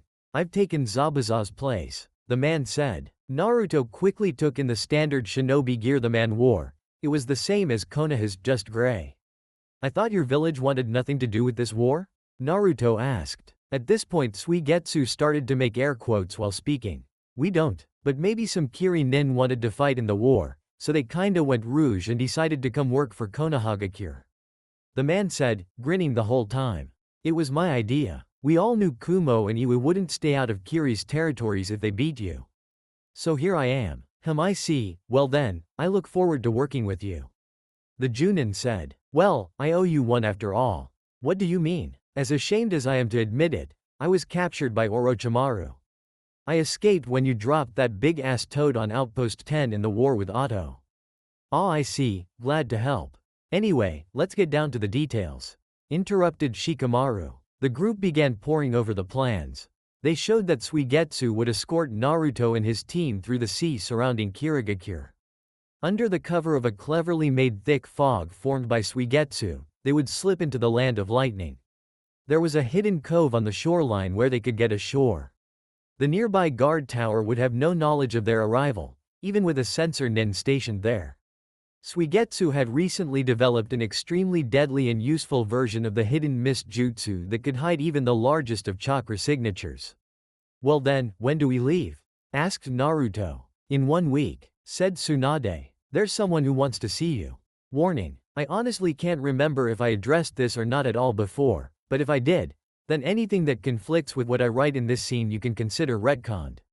Naruto boy. Lord Fukasaku. It was Jiraiya's intention for you to one day learn Sage Mode. I brought you here to see if you can. The Elder Toad had heard long ago that being a Jinchuriki could cause problems with the gathering of nature chakra. He and the late Toad Sanin had discussed the rumors at length, but had never come upon any evidence. They had dug deep and searched through the history books. Throughout history, other than the rumor that Hashirama had tried to teach Mito, no Jinchuriki had ever attempted to learn the sage arts. After some time spent introducing Naruto to the theories and working behind nature chakra, the toad had the Junin sitting on the ground in meditation. No luck, Naruto boy? No, I can't feel a thing. Alright, now hold still. I'm going to try to fuse with you. The toad hopped atop the blonde's shoulders, clapping his hands together and closing his eyes. He soon found out why the boy could not draw in the nature chakra around him. The second his eyes closed, the chakra of the nine-tailed fox surrounded his being, forcing the image of the gigantic chakra monster into his mind. Seconds later, the toad felt pain from the chakra that tried to force itself into his own chakra paths. Quickly, he abandoned his place atop the man's shoulder and sighed in defeat. It seems it won't be possible to teach you Sage Mode, Naruto boy. I felt it too. The nine tails, right? Yes, his chakra is so prevalent throughout your own pathways. It seems there is almost no room for any nature chakra to go. That's part of the issue. I was able to feel the energy you spoke of when you attempted to fuse with me. Due to my sensor ability, I have a theory. I believe from what I observed, that the chakra of a tailed beast is the exact opposite of nature chakra. Not in the literal sense, but like a magnet. Except in this case, opposites repel instead of attract. Tailed beast chakra seems to force away sage chakra, meaning I can't even gather it in the first place. I see. I'm sorry to waste your time, Naruto boy. I thought I could help. It's alright, Lord Fukasaku, thank you for your time. I got to at least see the kind of training Jiraiya sensei put in to get to the level he was. Anyways, please come visit sometime. I'm sure Rika would love to meet you. Will do, Naruto boy. Now get back home to your wife. The toad said with a smile. Naruto simply nodded at the elder, giving a grin in reply. The aged toad quickly formed hand seals, and sent Naruto back to his village. The green creature sat quietly, remembering something Jiraiya had once said. Sage Mode would be a game changer for him, yes. But if he learns Minato's jutsu, along with having the nine tails, that boy will be strong enough to handle anything thrown his way. It seems you were right, Jiraiya boy. The toad mused aloud. Please, make sure he comes back safe, Yuta-sensei. Rika said to her former teacher. She really did not want her husband to go off on such a difficult mission, but she knew his duty to the village called for it. Don't worry, Rika, we'll watch out for Sunshine, said Agus Mikazuki, one of her former teammates who was now a Junin. He spoke with almost robotic tone, and his personality reflected that voice. He had fairly long black and slightly spiky hair. He possessed blue eyes and was quite short compared to all the people present. The Junin wore a blue t-shirt with a large green coat about 2 sizes too big. Olive green combat pants with black combat boots finished off his slightly unusual look. He'd actually become a fairly well-known Junin in the opening stages of the war. He had a very strong water affinity, that some even said could be the closest to Senju Tobarama any Konoha nin had been since the second Hokage's death. "You have our word, we will do everything we can," spoke the almost crazy-looking swordsman beside Mikazuki. "Thank you, Kenji," said the brunette. The man was her other teammate, Luka Kenji. He had short, dirty blonde spiky hair, and was a tough-looking man from a civilian family. Naruto had noticed in his limited interactions with the man that he almost always had a crazy kind of look in his eyes. He wore a simple dark sweater over blue and red pants. The 2 male teammates had a close bond, them having met before ever ending up on a team together. Mikazuki had actually even been raised by Kenji's family. "Alright, how about you two let her say goodbye to her husband?" spoke the former sensei of Team 2, Satomi Yuta. He had graying black spiky hair, red eyes, and slight stubble along his jawline. He looked reclusive and tired, and also had a slight drinking problem, but was actually very outgoing and liked to laugh. He wore the standard Konoha Junin attire, and was almost as tall as the now 6-foot Naruto. "Thanks Yuta," the blonde said with a grin. He'd met Team 2 a while before he'd married Rika. Her team had been on an extended assignment in the capital. Yuta had become one of the 12 guardian shinobi right after his team had made Chunin, and with the exception of Rika, his genin followed him to the capital with permission from the Hokage. There the boys had trained until they were strong enough to become Junin.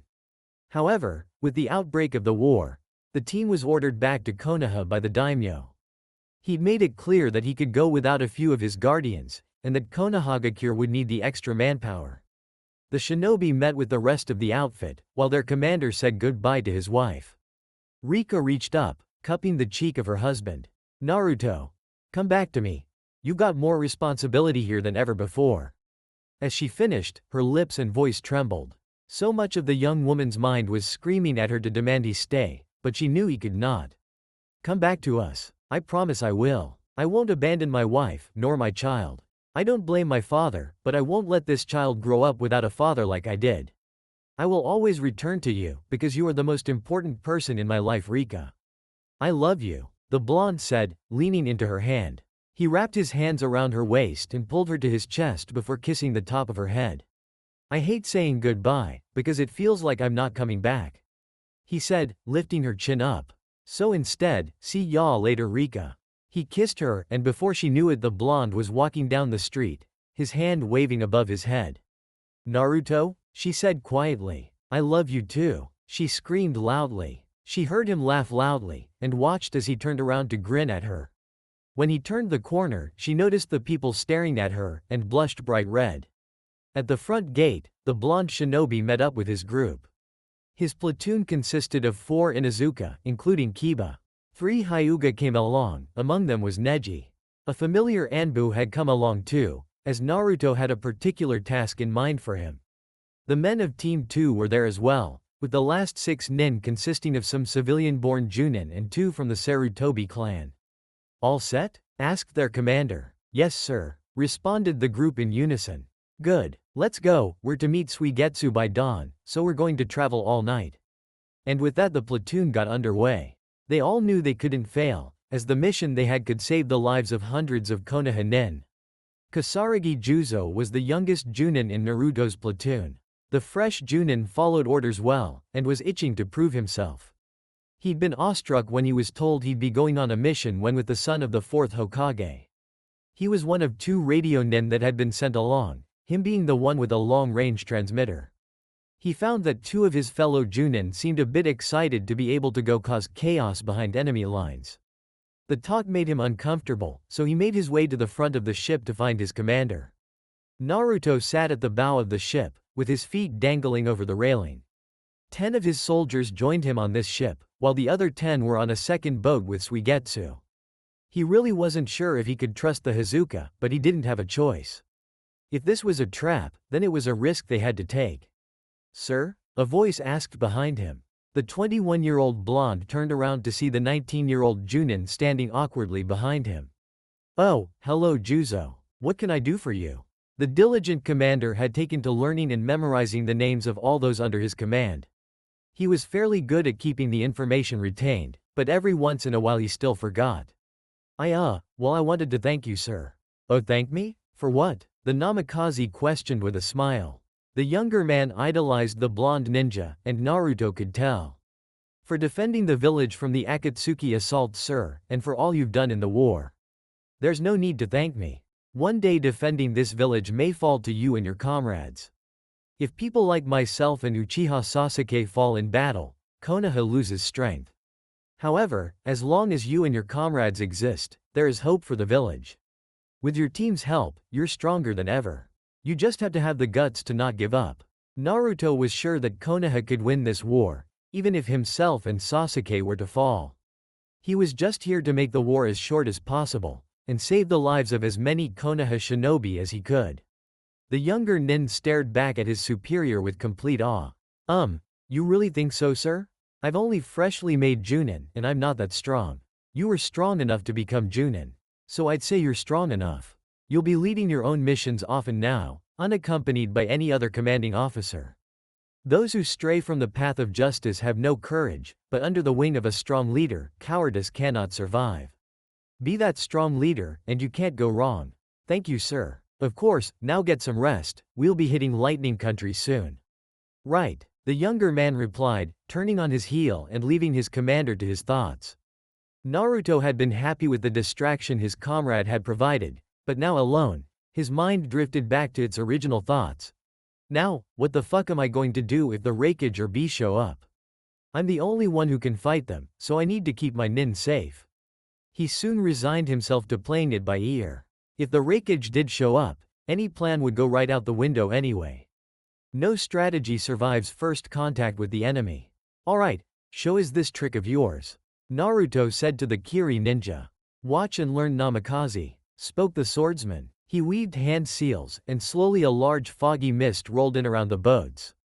They watched as the distant towers disappeared within the growing mist. Naruto closed his eyes, and realized he could barely sense the people on board his boat. He placed his finger down, and with extra concentration could just barely locate the other boat. I'm impressed, Suigetsu. It really can hide chakra signatures from sensors. The blonde commented. Pretty cool, huh? Now, let's make landfall, no? Indeed, let's. The Junin replied. With the boats having been sunk in the deep cove, the team made their way inland. They'd cut large holes in the sides of the ships, after removing all the water-susceptible gear from them. Naruto intended for Tenzo to repair the ships with his wood style when they left, thus the Anbu would be sticking close to the teleporter, and was even given one of Naruto's kunai. The task force made its way through Lightning Country over the next 2 days, slinking around the enemy to get to their first target.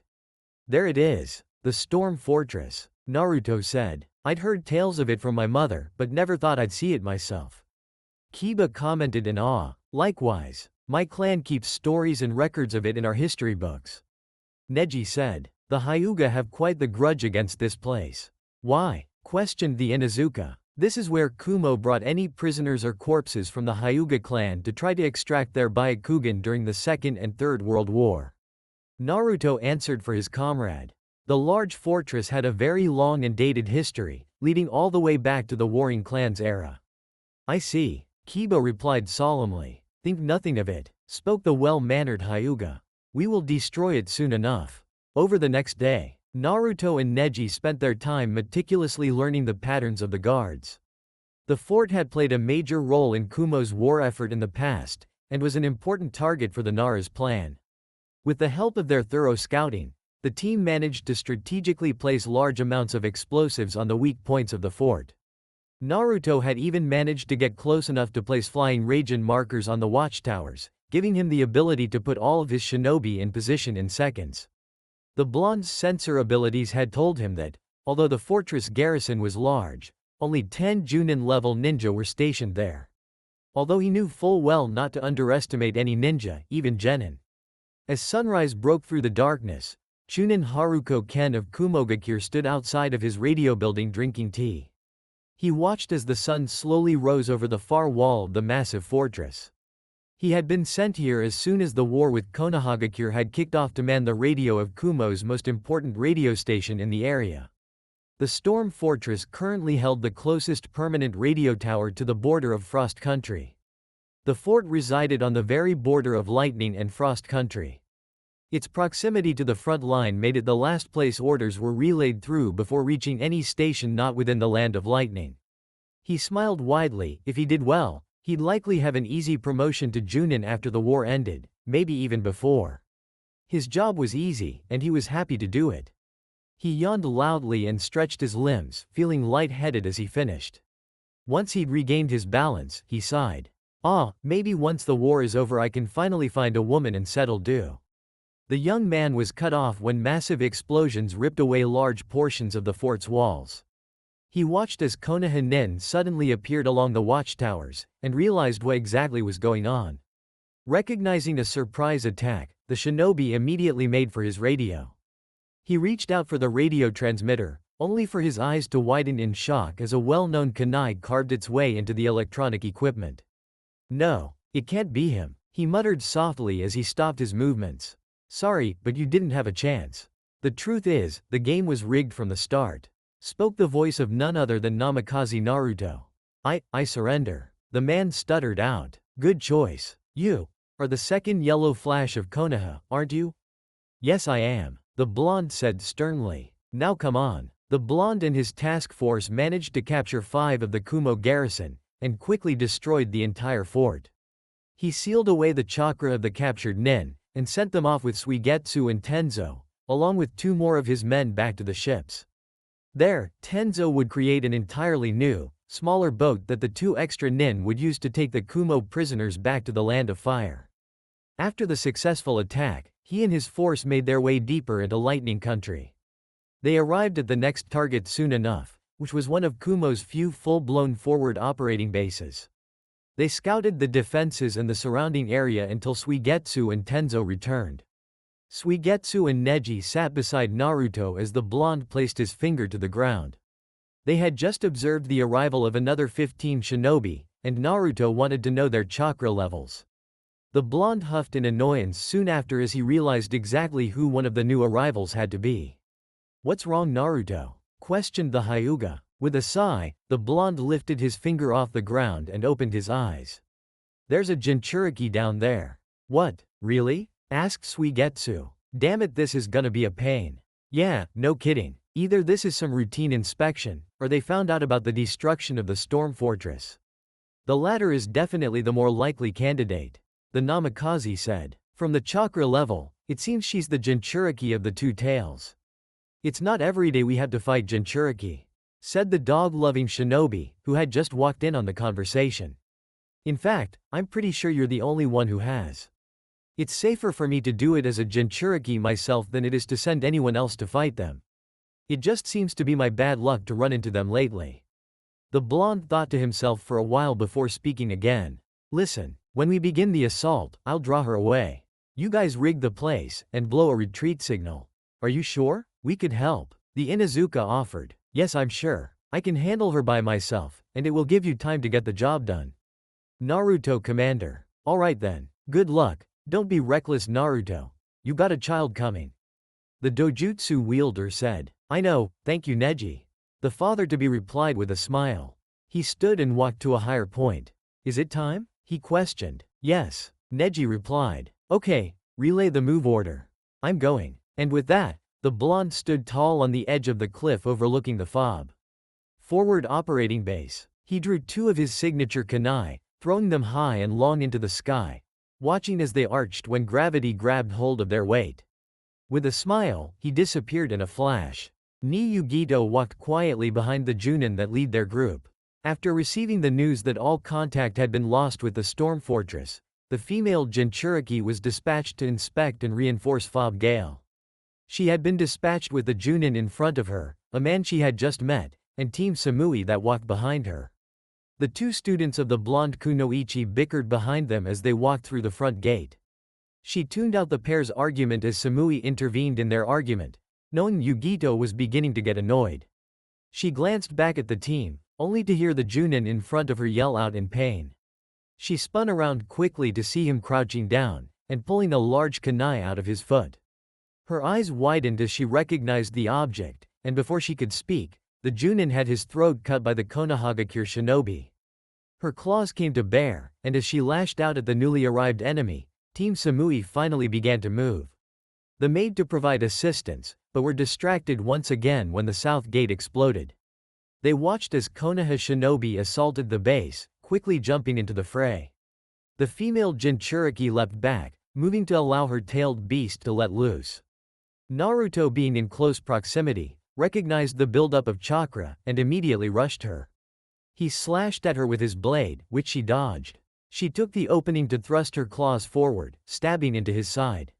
However, only then she realized she'd fallen into his trap. His hand grabbed her wrist, and before she could move to break free, he spoke. "Let's go somewhere else, shall we?" the Namikaze asked with a grin. Suddenly she found herself in a forest about a mile or two away from the fob. She'd barely regained her bearings when she was forced to dodge as a Rasengan ripped apart the ground she had just occupied. Before she could even land fully, he'd already appeared above her. He swung down with the blade of his kunai, barely missing her neck as she dodged. As she got her footing, he again appeared above her in a flash of yellow. She barely managed to avoid the deadly sweep of his wind-covered kunai, only to be on the back pedal once again to dodge a newly incoming Rasengan. Yugito knew she needed to draw out the power of her beast, but this Konoha Junin had her completely cornered. They battled quickly, the woman on the consistent backpedal, and Naruto was almost fully in control. He flashed behind her, and she finally realized exactly how he was getting to her so easily. He noticed that she was now staring at her forearm, seeing the formula he'd attached to her. Her eyes raised to him, and she sent him a sharp glare. "You can't get it off, even if you were to kill me. So why don't you just surrender and make this easy?" he asked. Suddenly the female smirked, and unleashed her claws. Like hell. Naruto's eyes widened as the woman shaved the entire top layer of skin and muscle off of her marked forearm, and then kicked the severed flesh away. "Well, that certainly shows commitment," Naruto said. He would admit that this was unexpected, and had actually thrown him off guard slightly. This gave the enemy just enough time to launch forward. She reached him in a burst of speed, and her claws came close to his chest. The Konoha Junin dodged her attack quickly, and kicked the woman across the clearing, and watched as her beast's chakra began to emerge. He'd given her a chance to draw it out, and he knew that would cause him trouble. Just then, a loud whistle rang out through the area, signaling the Konoha group's retreat. Seconds later, a large explosion sent shockwaves through the ground, and smoke billowed in the air in the direction of the fob. She quickly took the form of the two-tailed cat, albeit still smaller in size. The Jinchuriki leapt forward at her enemy, lashing out with her claws. He tossed a kunai lightly out of his hand as her claws got dangerously close to his face. He quickly flashed to a kunai across the field, and before she could move, he appeared at her back. He charged Rasengan and slammed it into her back, sending her to the ground with a hard, sickening impact. In seconds, he performed a set of hand seals, and slammed his palm into her back. "Fuinjutsu. Divine suppression," he said softly as the chakra suppression seal bound her body, knocking the woman unconscious as it did. "If I don't kill her here, she could kill many more of my comrades in the future." Naruto growled loudly at the predicament, before finally he did something that would bother him for the rest of his life. The Junin withdrew a kunai from his pouch, and spun it around in his hand. His hand shook lightly, as he forced himself to plunge his blade into the side of the defenseless Jinchuriki's chest. With the woman now bleeding out, he stood and flashed to a kunai he'd left with Kiba. "Yugito, Yugi-itu, where are you?" called out Samui and her team. They wandered through the forest, in search of the Jinchuriki. As soon as the base had come under attack, the commander had sent them to attempt to back up the now missing Jinchuriki. They had gone back and seen the aftermath of Konohagakure's attack, and chose to hunt for their missing kunoichi. They knew there was likely no survivors from the size of the explosion that rocked the earth minutes ago. Finally the team burst through the underbrush, to find the Jinchuriki bleeding profusely from a large hole in her ribs. Samui noticed the strangeness of the stab wound. It was larger than most kunai, and had a fair-sized puncture on each side. She was oblivious to the fact that Naruto's kunai were larger and a lot more deadly. What would bring Yugito to her death, however, was the severed connection between herself and her beast. With no link, the two-tailed cat was unable to heal its host. Well, that's objective number 2 complete. What's next, Naruto? The feral-looking man asked. Naruto? Oi, Naruto. Huh, oh, what was the question? The blonde asked, ripped out of his trance. What's next? Oh, that would be the Typhoon Fortress. It's Kumogakure's second largest fort. It's likely to be garrisoned with a large amount of shinobi and kunoichi. It's not going to be an easy battle by any means. Naruto mused quietly. His head was in a bad place, he was beginning to doubt himself, and he knew that it could cost his team lives. I see, well then it's likely time to get moving then? Kiba inquired. Yeah, please go gather the troops. Naruto asked of his friend. PSH, don't boss me around. The Inuzuka said dismissively, even though he was walking off to execute his orders. As Kiba left the blonde to himself, a thought popped into the platoon commander's head. What would Sensei think of my actions? Chapter 32. The sounds of battle and the smell of blood filled the ruins of the destroyed fort. Naruto found himself and his platoon now defending the ground instead of assaulting it. They were currently fighting tooth and nail, outnumbered 10-1. During their assault on Kumogakure's Typhoon Fortress, the last few Kumo shinobi had managed to activate a self-destruct system that had been built into the fortress to prepare for an attack. This had been done in direct response to the destruction of the Storm Fortress. The explosions that had ripped apart the fort caught many of the Konoha shinobi in the blast, leaving the group with more incapacitated nin than combat-capable ones. As they tended to their wounded, and prepared to move, Naruto had suddenly ordered them all to dig in. The censor had caught wind of the rapidly encroaching enemy, and their force was large. Now the battlefield saw Yuta, Mikazuki, Kenji, and Juzo standing tall in defense of their comrades over half the fort. On the other half, Naruto, Kiba, Neji, and Suigetsu held their own. Tenzo, meanwhile, had been sent back to the cove before the attack, and likely had no idea what was occurring.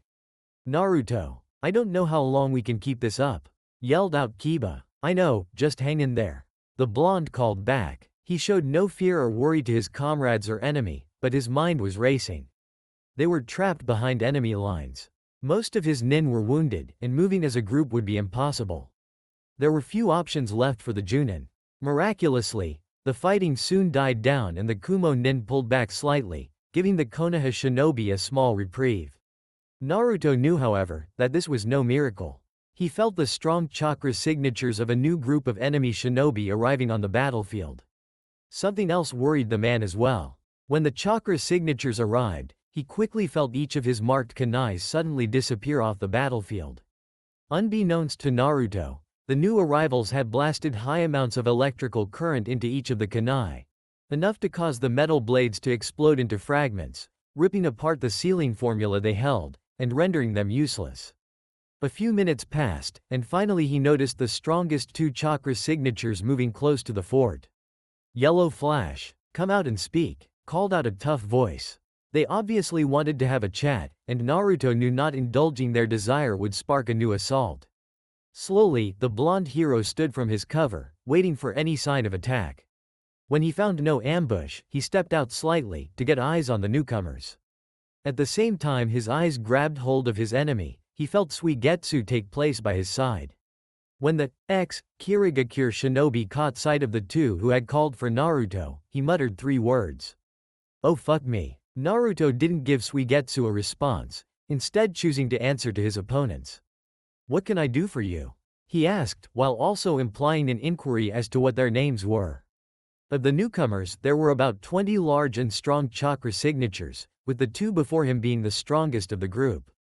He took in the appearance of the 2 tall men and their strangely wild but familiar look. The people they seemed to resemble were long dead, however, confusing the blonde slightly. I am Jinkaku, spoke the first man, who had large long headdress-styled gold hair. And I am Minkaku, spoke the second, who had the same hair, but it was silver. Honestly, you don't stand a chance. Surrender now, and your deaths will be painless. A few of you can live if you are compliant and give us intel on your village. Naruto stared back at the men, seeing the whisker marks all three of them mutually shared. Let us think on it? He asked, hoping against all odds for a possibility to stall for time. Hey, damn tree-hugging bitches. You have exactly 3 minutes, don't think we're stupid enough to allow you time to recover. It seemed to Naruto that the enemy was a bit overconfident, but they did have the overwhelming advantage. Naruto was already pressed for chakra, and knew that if he wanted to keep the shinobi under his command alive he couldn't leave them undefended for a second. Say hello to that plot armor. He returned to cover with Suigetsu, who immediately got his attention. Namikaze. Yes? Do you know who these guys are? They seem to be descendants of the Gold and Silver brothers responsible for killing the second Hokage. More than that, I recently got intel on this situation, Arcade shared it with yours, but I thought you'd have known about it. Not only are they pretty much the second coming of the Gold and Silver brothers, but they lead what Kumo is calling the second Kinkaku force. They're dangerous, Naruto. Extremely so, the swordsman said. An almost sad look gathered on the blonde's face before he sighed. Suigetsu. Gather everyone in the center. What? Why? Just do it. We don't have time. Quietly and in seconds, Naruto's small force had been gathered in the center of the fort. They only had about 30 seconds before the enemy would attack if Naruto did not show himself again. He ordered his soldiers to gather tightly together in a circle, and before any could ask why, he gave them all a look that made them immediately comply. All of the shinobi except for Naruto stood in a circle, all very confused. They were surrounded by 6 of Naruto's kunai. He weaved through hand seals quickly and quietly while staring at the ground. As he finished, he clenched his teeth hard, before raising his eyes to meet Yuta's, who stood closest to him. Yuta. At this moment, the other Junin and the combat-capable shinobi beside him realized exactly what the blonde had planned. Get them back to the village safely. I'll catch up soon. Also, that's an order. The blonde said with a soft smile and stressing the last word. Kiba's eyes widened, and he called out while jumping forward, Juzo and Neji following suit. Like hell. Flying Raijin. Final retreat. Naruto said quietly. A bright flash filled the interior of the wrecked fort's walls, grabbing the attention of the surrounding enemies. Tenzo stood roughly a mile from the cove, waiting patiently for anyone from his team. He was concerned something may have gone terribly wrong, when he heard a snap come from the direction of the fort his group had set out to attack. They trailed out of the forest, carrying each other and helping the wounded who could stand walk. They looked bruised, battered, and half dead. But the wood user caught onto something else. They looked sad. Tenzo stared as his entire platoon -4 appeared before him. They seemed to be as confused as he was. What happened? Yuta walked at the front of the group, and raised his eyes to meet Tenzo's. We lost. The man sat down by a tree, and drew a flask from an extra pouch he kept on himself. He took a long drink from it before beginning to explain the situation to the Anbu. God damn it, Kiba, Naruto yelled. You weren't supposed to stay. As he yelled, he dodged strikes from the strong shinobi that were currently facing him and the others. You're not the only one who refuses to abandon his friends, idiot. You're lucky I picked up on your stupid plan. The animalistic shinobi called back. As soon as he finished, he launched into a fang-over-fang attack alongside Akamaru. Naruto had used a jutsu based off of the Flying Raijin, Guiding Thunder technique. It was used to transport a large group of people a long distance away. Unfortunately, the farthest kunai away from the fort where they had been, was still within range of any decent sensor in the Kumo group. He'd known if he hadn't stayed as bait, the enemy would have immediately went after the retreating Konoha shinobi. The whole goal was to get you out safely. The blonde yelled back, throwing a kunai at Jinkaku. The Kumo nin easily shot the incoming thrown projectile with a bolt from the lightning pistol jutsu, exploding the metal into fragments. On orders from the Kinkaku force, the rest of the Kumo shinobi that had been participating were told to retreat to a safe distance so the Kinkaku force could go all out. All of the ninja in the special force were strong in their own right. Focus, Namikaze, or we'll kill you here. Jinkaku yelled, jumping forward at him. While more of the Kinkaku force engaged Kiba, Juzo, and Neji, the second of the two brothers also charged at Naruto. Naruto's eyes shot wide as he felt a familiar chakra emerge from the pair, and he voiced his surprise in a simple question. How the fuck do you have the Nine Tails chakra?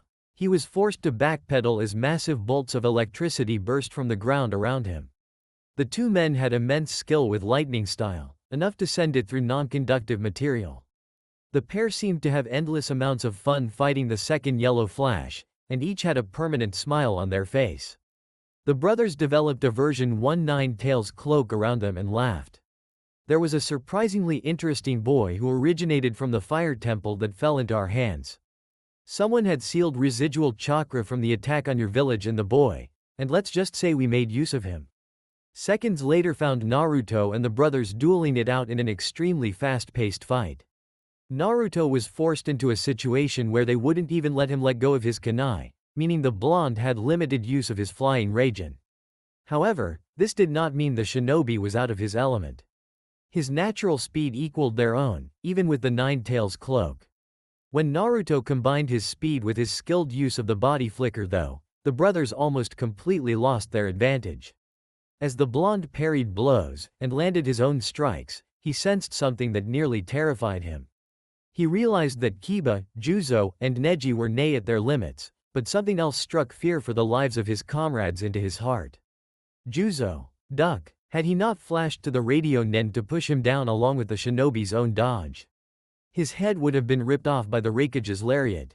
He was too late however to stop B from taking off Neji's arm with a sword. Neji! Naruto shouted as he watched the blood and the severed limb fly through the air. He sped to the side of his injured comrade, pulling the man away from the enemy.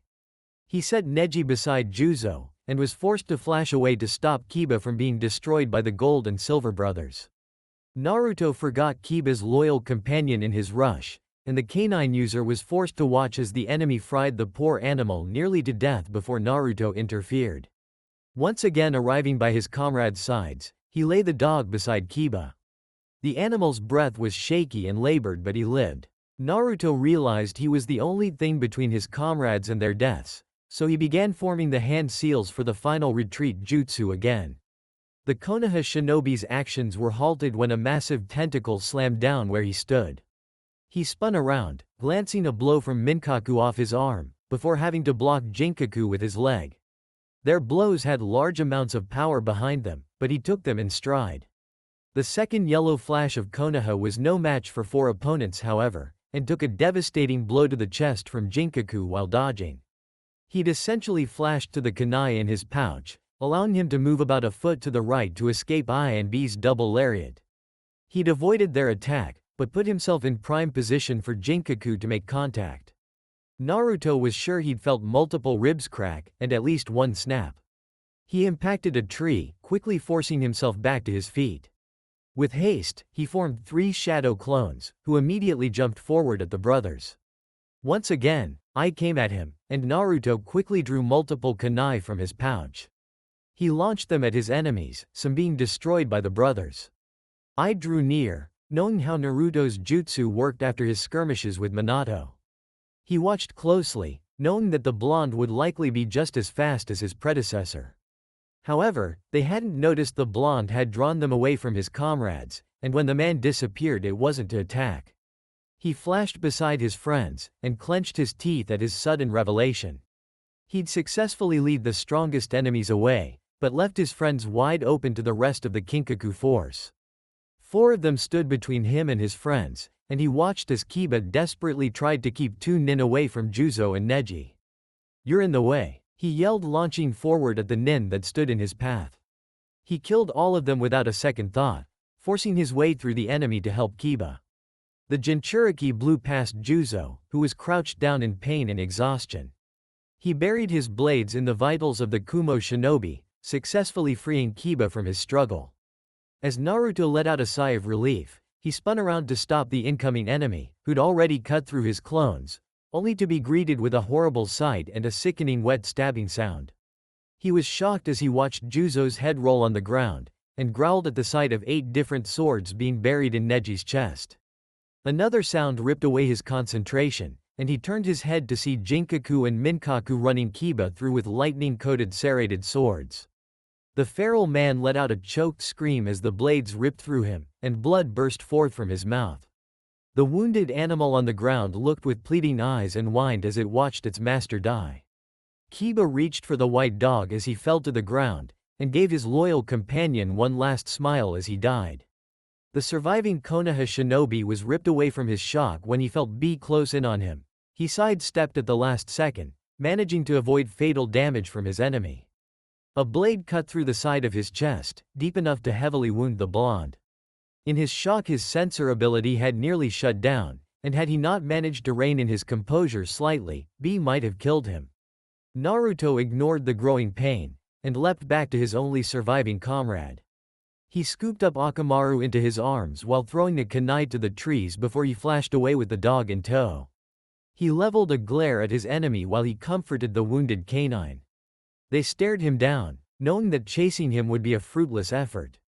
Jinkaku, Minkaku, take the Kinkaku force and find the rest, leave no survivors, said the Raikage before turning to his brother. B, stay here in case this one decides to come back, he said, pointing to Naruto. I must return to the village. Of course bro, if that's what you say, Su, replied the eccentric shinobi. Oh my god, I apologize, I cannot even think of how to write his speech.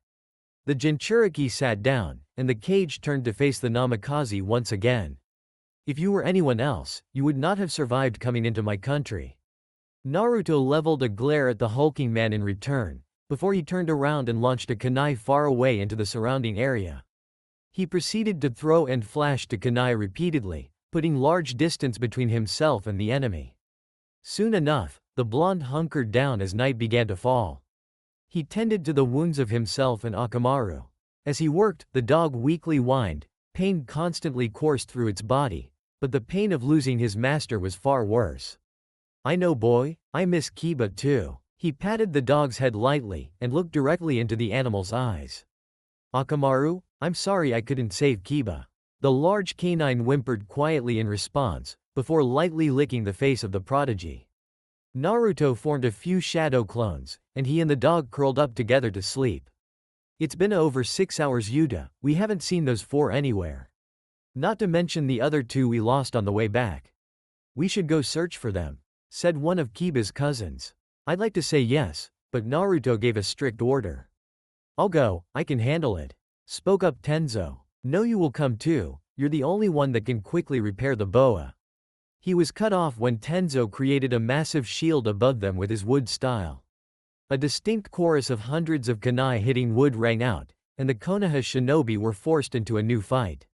They'd been lucky the Kinkaku force strangely had no sensor nen. Naruto had actually killed the 2 who filled that role in the Kinkaku force. But unfortunately that didn't mean they couldn't track. Suigetsu fought against one of the newly arrived pseudo Jinchuriki along with Kenji, while Tenzo and Yuta took on the other. As the battle began to involve the still wounded shinobi and the rest of the Kinkaku force, Tenzo began to take control of the situation. While the Gold and Silver brothers were fearsome opponents, Tenzo was likely one of their worst matchups.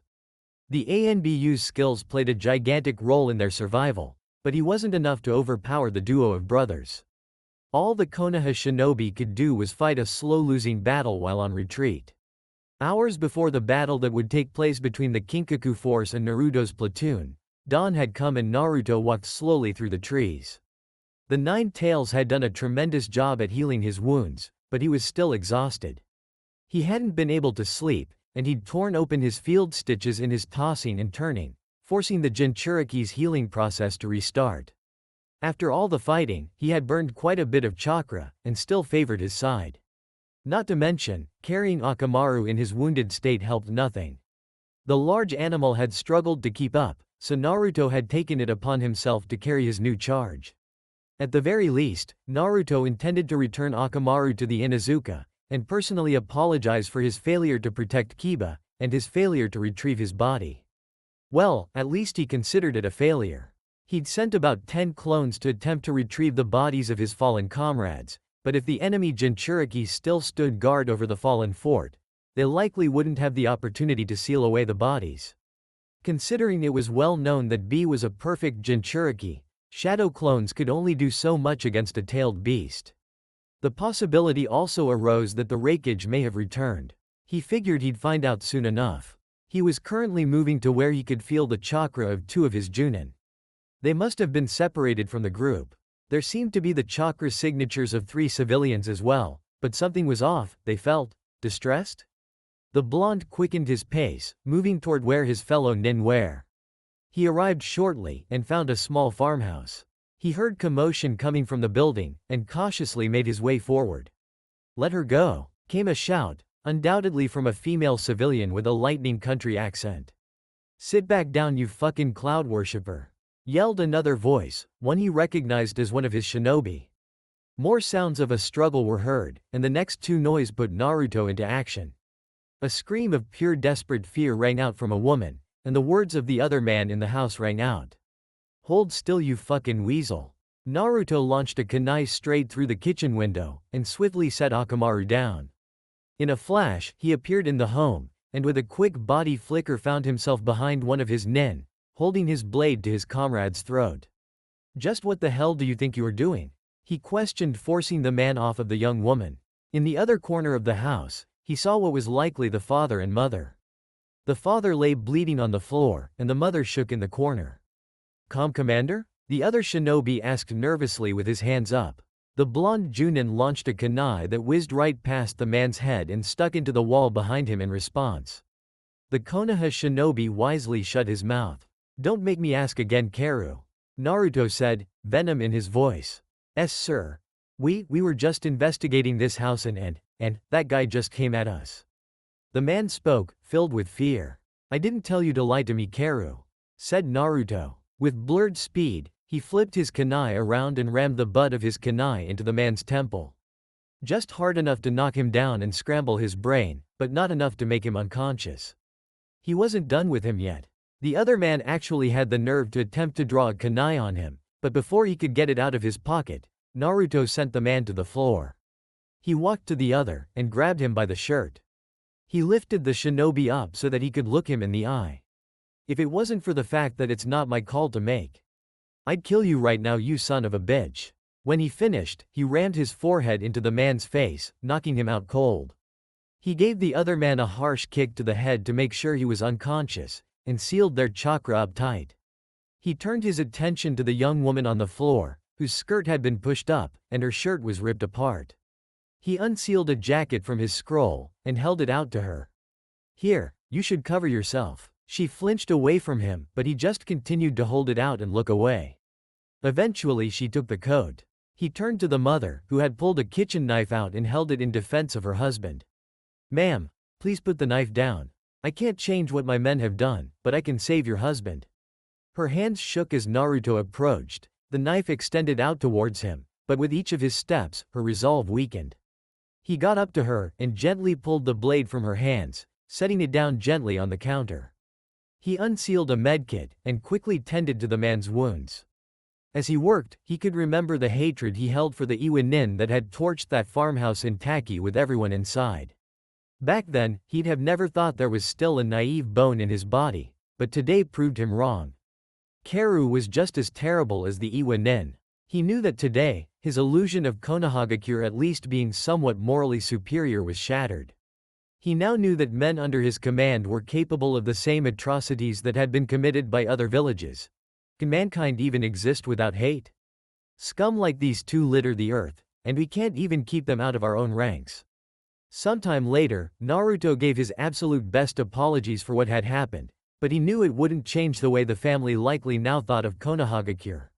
He assured them that if he had his way, they would be thrown in jail for the rest of their lives, but the family wanted them executed on the spot. A part of him wished he could, but that was the Hokage's call to make, not his.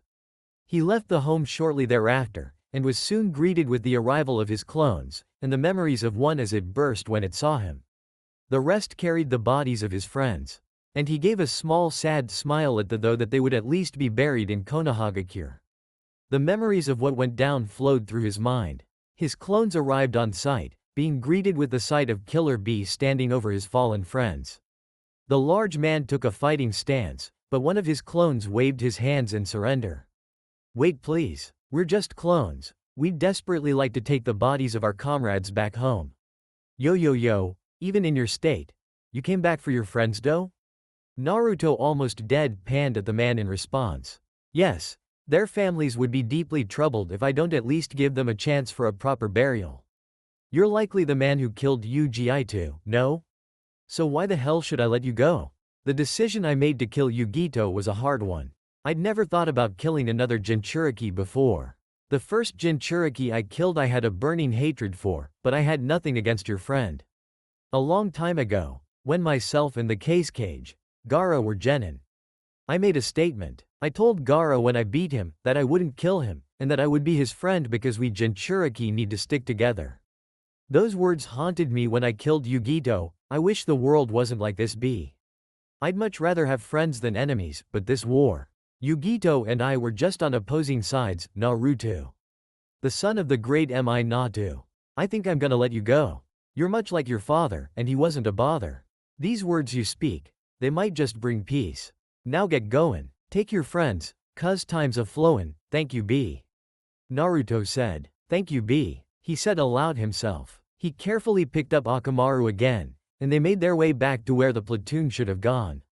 Sure, any clone could have carried the dog, but he felt personal responsibility for the safety of his last living comrade from his group of 4. Well, 5 if you count Akamaru himself. Soon enough Naruto found his platoon. He was greeted once again with a battlefield. 1 Hyuga, 1 Inuzuka, and both Sarutobi, along with 2 more of his civilian-born shinobi lay dead or dying on the battlefield. The 7 survivors were fighting a losing battle at the edge of the cove. It didn't help that the watchtower on the shore had been alerted, bringing a few more Kumo nin to the conflict. Naruto had 2 of his clones take Akamaru from him, and he himself quietly and quickly joined the battle. As one would assume, when the flying Raijin is combined with the element of stealth it is nearly impossible to defend against. With this, he wiped out half of the Kinkaku force along with all of the reinforcements from the watchtower before the Gold and Silver brothers took notice. Once they did, Naruto fought openly alongside Tenzo. With Naruto's arrival, the battle became much less one-sided, especially with the addition of Naruto's now fairly restored chakra pools. He gained enough back during his travel to the coast, and was now in fair fighting condition. As it turned out, the combination of Mikazuki and Suigetsu was an extremely deadly one. Between them, it seemed water became an absolute danger for any enemy on the battlefield. The leaders and survivors of the Kinkaku force soon realized their inability to continue fighting their targets. They wisely chose to retreat, and at what would likely be the ire of the Raikage, they let the Konoha shinobi escape. A loud angry sigh rang through the office of the Raikage. So you let them escape? Yes sir, we failed your orders. Well, no matter. Namikaze will be killed eventually during this war if I have a say in things. Jinkaku, Minkaku, you bring honor back to your bloodline, and no longer will the betrayal of your ancestors stain your name. Thank you sir, it means a great deal to us. Good. Now dismissed, the large man ordered. After they left the room, he snapped the arm off his chair in anger. That damn blonde asshole is too fast to kill. There's not a shinobi on this planet that can match his speed. A strange chuckle rang out as the door crept open, and a man in strange robes walked out. I might be able to help you with that. There is one. But he no longer lives. Just who the hell are you? The Raikage shouted, slamming his fist through his desk. Well, if we can talk business first. I'll tell you. As the group made their way through the gates of Konohagakure, Naruto turned to look at Yuta. Please go to see Lady Hokage first. Tell her I'll be there shortly. Something of the utmost importance must be done. I'm alright. Well, don't take too long, Naruto. The blonde made his way to the Inuzuka compound with great speed, Akamaru held gently in his arms. He knocked on the door and within a minute, Inuzuka Sume answered. Oh, Naruto. What can I do for you? At this moment, she noticed the still fairly beat-up dog.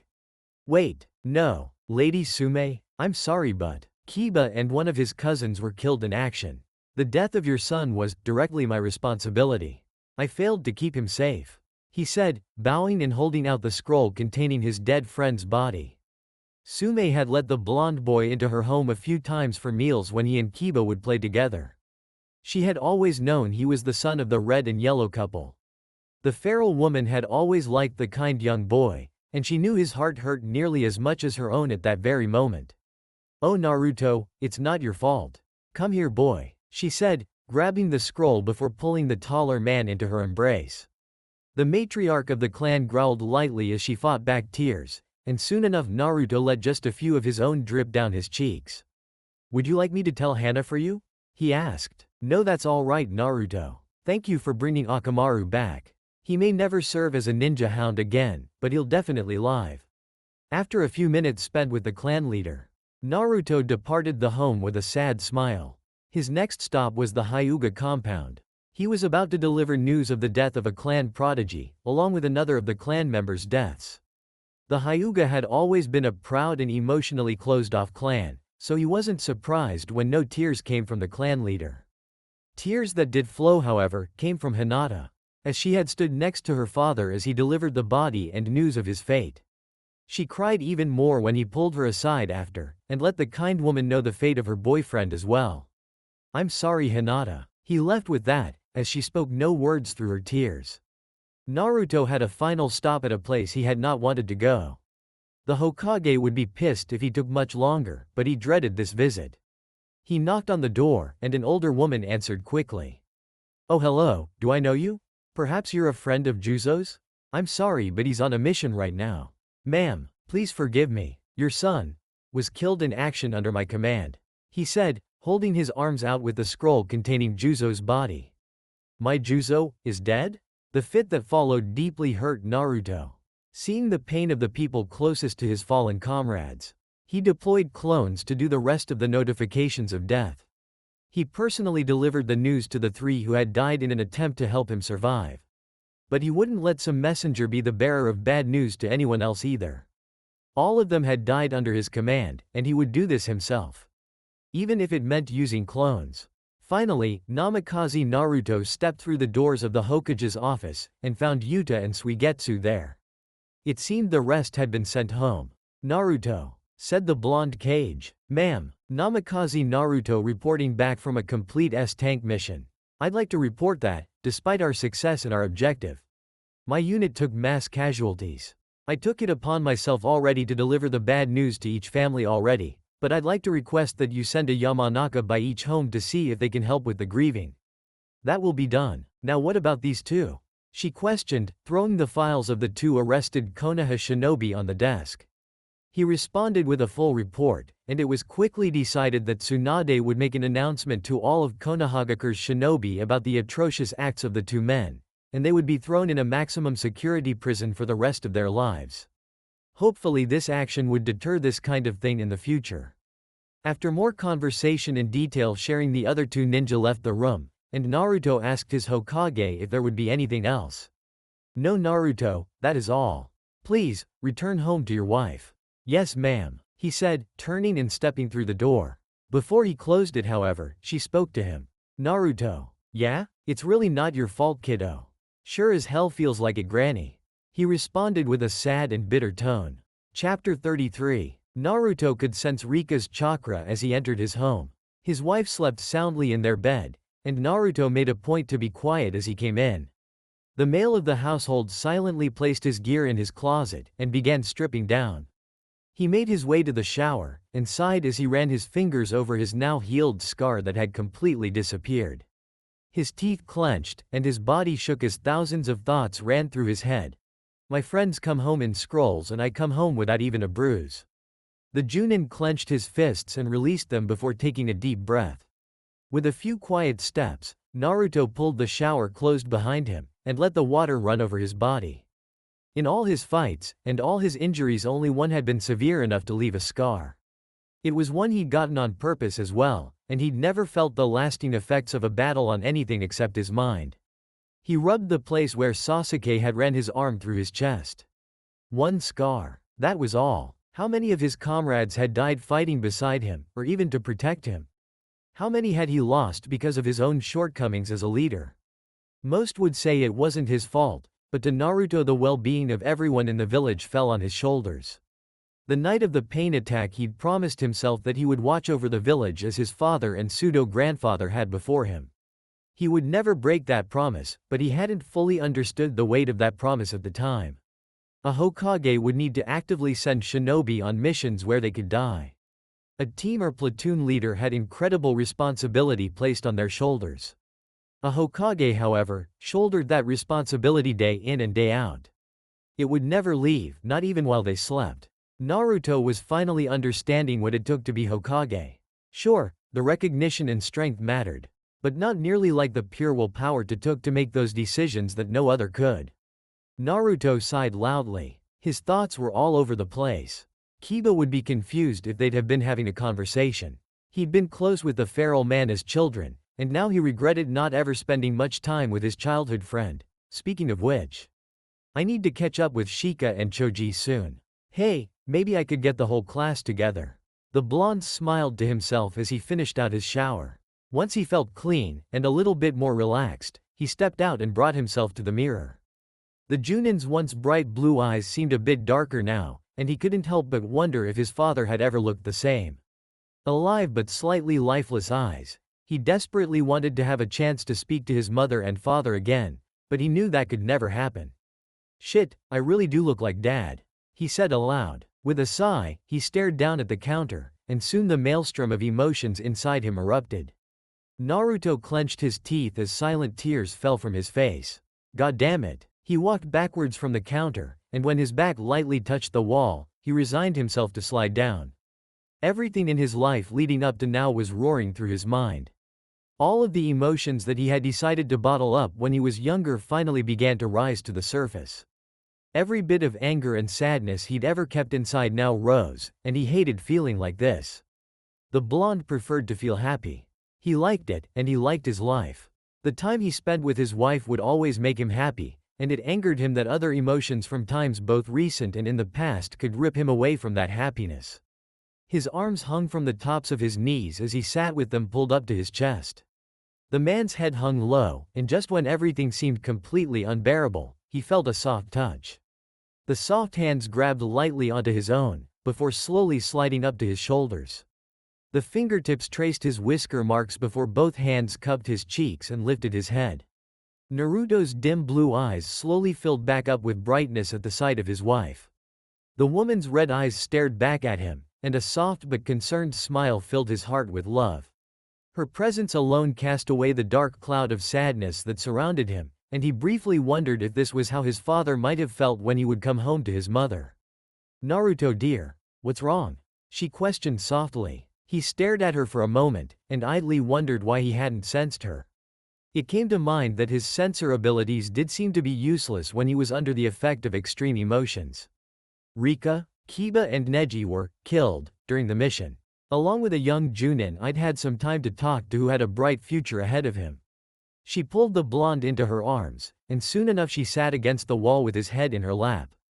He explained to her the entirety of the events leading to the deaths of his comrades, and when he finished she asked a simple question. Naru, do you blame yourself? Absolutely, he mumbled. Do their families blame you? No, does the village? No. Rika, what are you getting at? He was cut off when she leaned down and kissed him. I don't blame you either. And I'm sure Kiba, Neji, and Juzo. Kiba, Neji, and Juzo would likely not blame you either, dear. They leapt forward to help you the second they realized you planned to stay alone.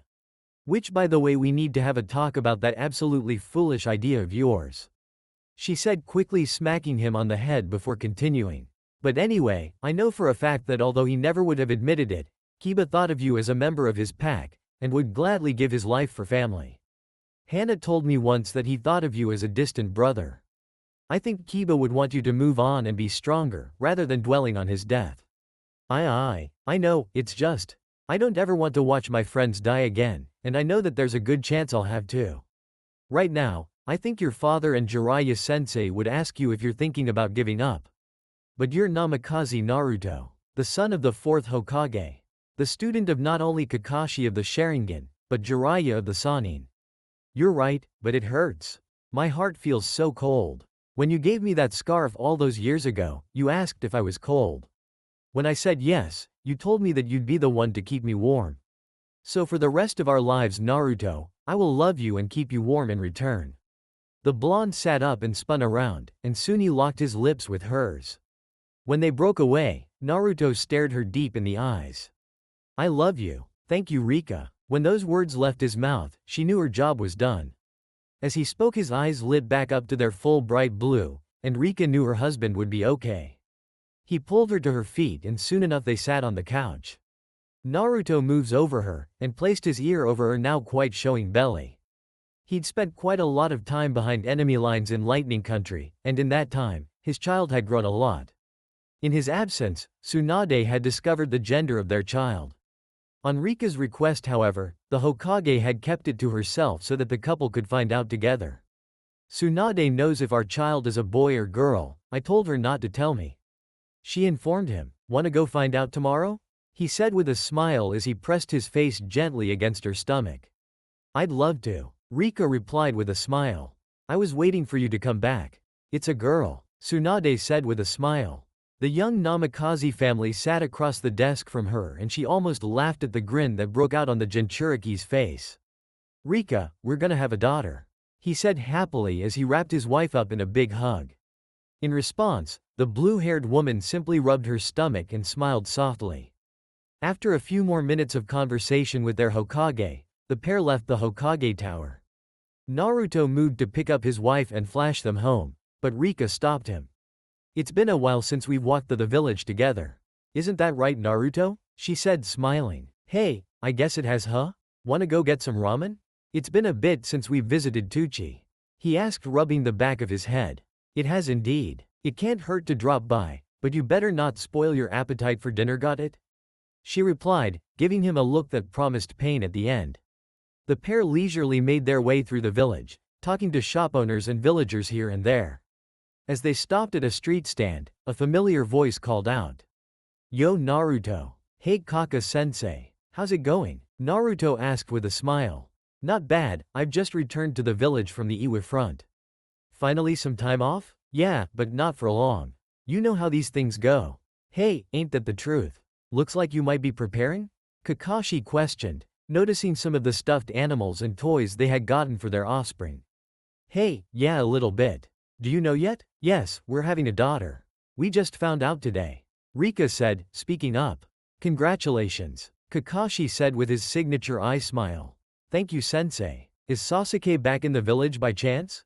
Naruto questioned. "No, but I think he's supposed to be returning sometime tomorrow." "Oh, good. Maybe we could all have dinner? I'd be glad to attend." "Thank you, sensei." "Of course, Naruto." With that, the masked Junin left their company and the couple resumed their walk.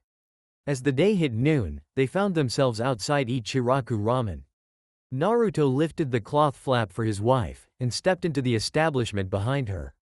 "Well, hey there, Naruto," Tucci greeted. "And welcome, Rika. It's nice to see you, Tucci," said the blue-haired woman. "How's business?" the blonde questioned. "Without my favorite customer it's a little slower, but still going strong," the old man replied. "What can I get started for you?" "The usual please, sir," the woman said. "Coming right up," he replied. Finally, a Yame came out from the back and at the sight of Rika and her growing belly her eyes lit up. "Rika, you're so far along. Only 3 months left," she replied with a gentle smile as a Yame came around the counter. "I didn't actually do all the math for the dates, so just go with it please." "Are you excited?" asked the ramen waitress with a grin. "Of course. I can't wait to meet her," Rika replied. "Oh, it's a girl?" asked an excited Ayame. "Yeah, now that Naruto is back we went to see Tsunade to find out," answered the mother-to-be. The shop owner's daughter turned to the blonde Junin and smiled. "And I bet you're excited as well, eh Naruto?" The Junin smiled at the woman and scratched the back of his head. "Well, I've always wanted a family, so I'm overjoyed." This went on for a while, and the four shared a joyful afternoon together. The couple said their goodbyes to the ramen shop family and began making their way home. On the way back, Naruto stopped and made a shadow clone to go invite Iruka for dinner later that night. The couple had a special request for the academy teacher. That evening, about an hour before Iruka would arrive, Naruto sat in a chair in the middle of the kitchen. "Dear, are you sure about this?" questioned his wife. "Of course, Rika. But you've always been proud of it and loved it?" "I still do, but it needs to change. Sometimes I feel like when people look at me, they don't see Naruto. You truly are the spitting image of your father. Right? That's exactly it. They know I'm his son, but I feel the need to really distinguish myself as well." Otherwise my stone face on that mountain one day will just be my dad with whiskers. Well, that's fair. How short? Take the bangs back about half. I'm okay with them hanging down like dad's, but I want them to only reach the top of my whisker marks. Try to leave the rest pretty long though. Please and thank you. When Rika finished cutting away at Naruto's hair, he looked a bit like a new person. Rika couldn't help but remember that she once read that sometimes when someone has trouble dealing with something traumatic they change their hair. But it seemed to make her husband happy, so she didn't question it. The brunette leveled her red eyes at him and held up a mirror to his face. Do you like it? I love it, thank you. The blonde Junin responded. Okay, so it's like his original hair before he cut it short, but maybe a little longer. And the bangs still drop down like Minato's, but they trail off at the top whisker mark on each cheek. Maybe think of the tail of the gutsy ninja version of Naruto and add slightly more pronounced and longer side bangs like his dad's. Eventually, Iruka arrived at the home and knocked on the door. Hiya Iruka-sensei, said the smiling blonde as he opened the door for his guest. Oh, Naruto, you look different, Iruka said in surprise as he looked at his student. He'd gotten so used to the blonde's hairstyle that it threw him off quite a bit. Hey, I thought you might say that, Naruto said with a chuckle. Come on in, I just set the table and Rika should have dinner finished up. The group settled in the home and enjoyed a nice meal. That talked and laughed for a good hour before Rika got up and left the room to do dishes. Thank you, love, Naruto said as the woman collected his and Iruka's plates. When she reached the kitchen, Naruto turned his eye to Iruka. Sensei, I have something to ask of you. Oh, what is it? Asked the man with quiet curiosity. Well, you see, Iruka-sensei, would you be this child's godfather? What, me? Wouldn't Kakashi be the better choice? Sensei, you may not be a legendary shinobi, but you possess many of the ideals you instilled in me as a child. You taught me so much and helped me even more. The love, happiness, and life lessons you taught me are all something we'd like our child to experience firsthand from you. You're a wonderful choice, Iruka-sensei. Please do consider it. Rika cut in as she returned to the table. The man stared back in awe with a slight blush on his face. Well, I guess if you really think so, I'd be honored, he replied with a grin while he rubbed the back of his neck. The couple smiled back at him before giving a slight bow. Thank you, Iruka-sensei. Sakura? Asked Sasuke as he stepped into his home. The pinkette had moved into his home after they'd been together for a year, and he'd just come back from his extended mission. Sasuke, you're back, she called out, seeing her lover step through the door. So I am. How've you been? He questioned. Lonely without you here, but I've managed. The hospital was busy for a while, but it slowed down. Sit, I just finished dinner, she commanded. At this, the Uchiha removed his flak jacket and hung it up in their room.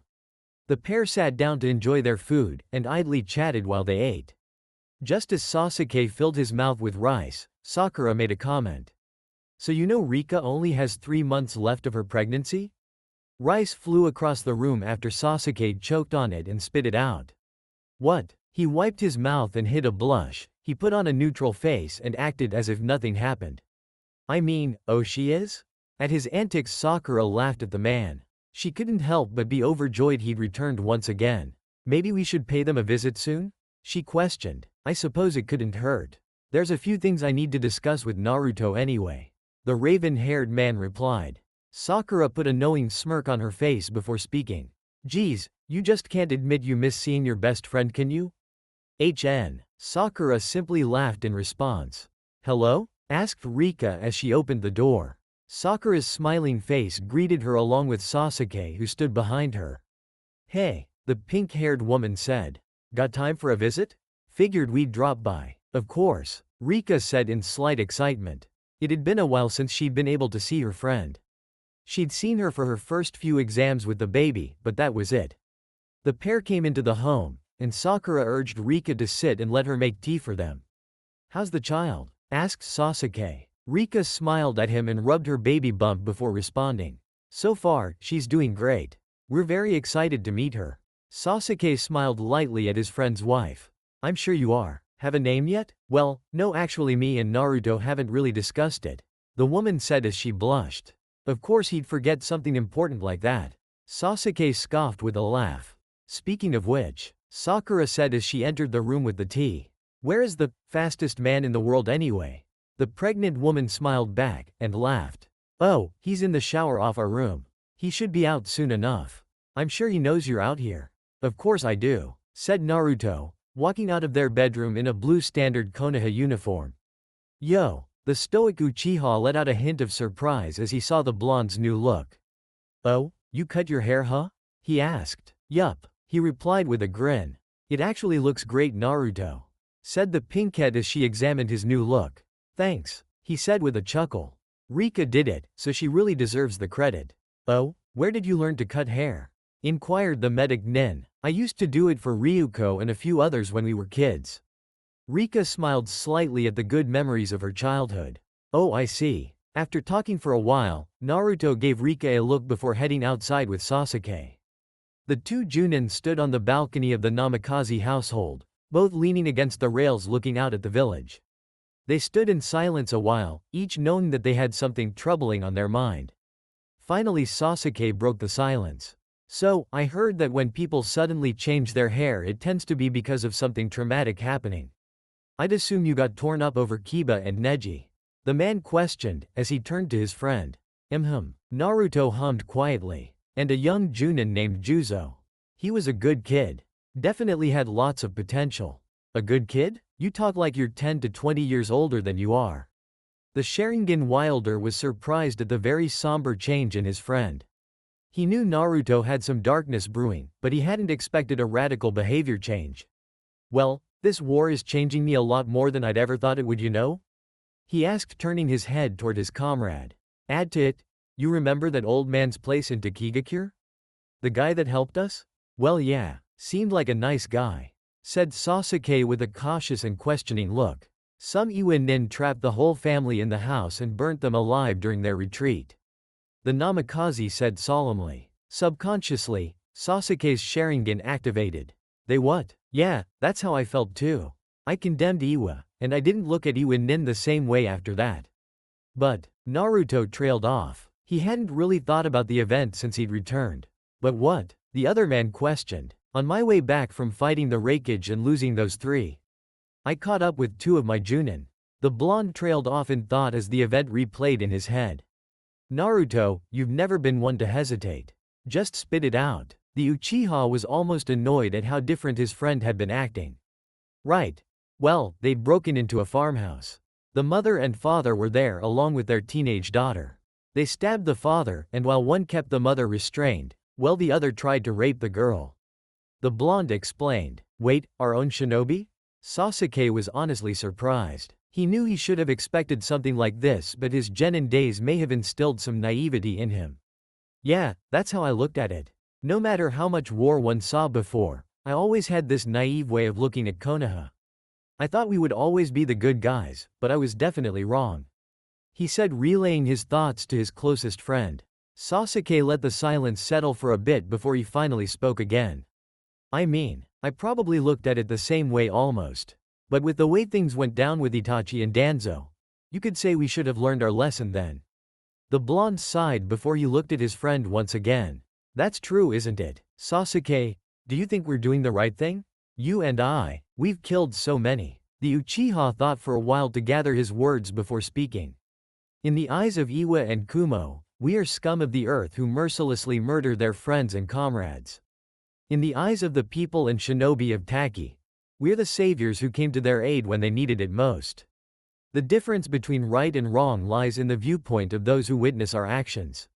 Sasuke sighed and continued. However, acts like the ones you witnessed in Taki and Lightning Country are always wrong. Non-combatants should be left completely unharmed during our petty wars. They all just want to live their lives in peace. I think it would be proper for a shinobi to attempt to preserve and protect the lives of innocents. But that duty will always bring war. And with war, the scum of the earth rise to the surface. Naruto said, understanding where Sasuke was going. Took the words right out of my mouth, Naruto, replied the raven-haired man with a sigh. Sasuke, where do we draw the line? In war? Wherever we need it. Naru? Asked the lovely voice of the red-eyed girl peeking her head outside.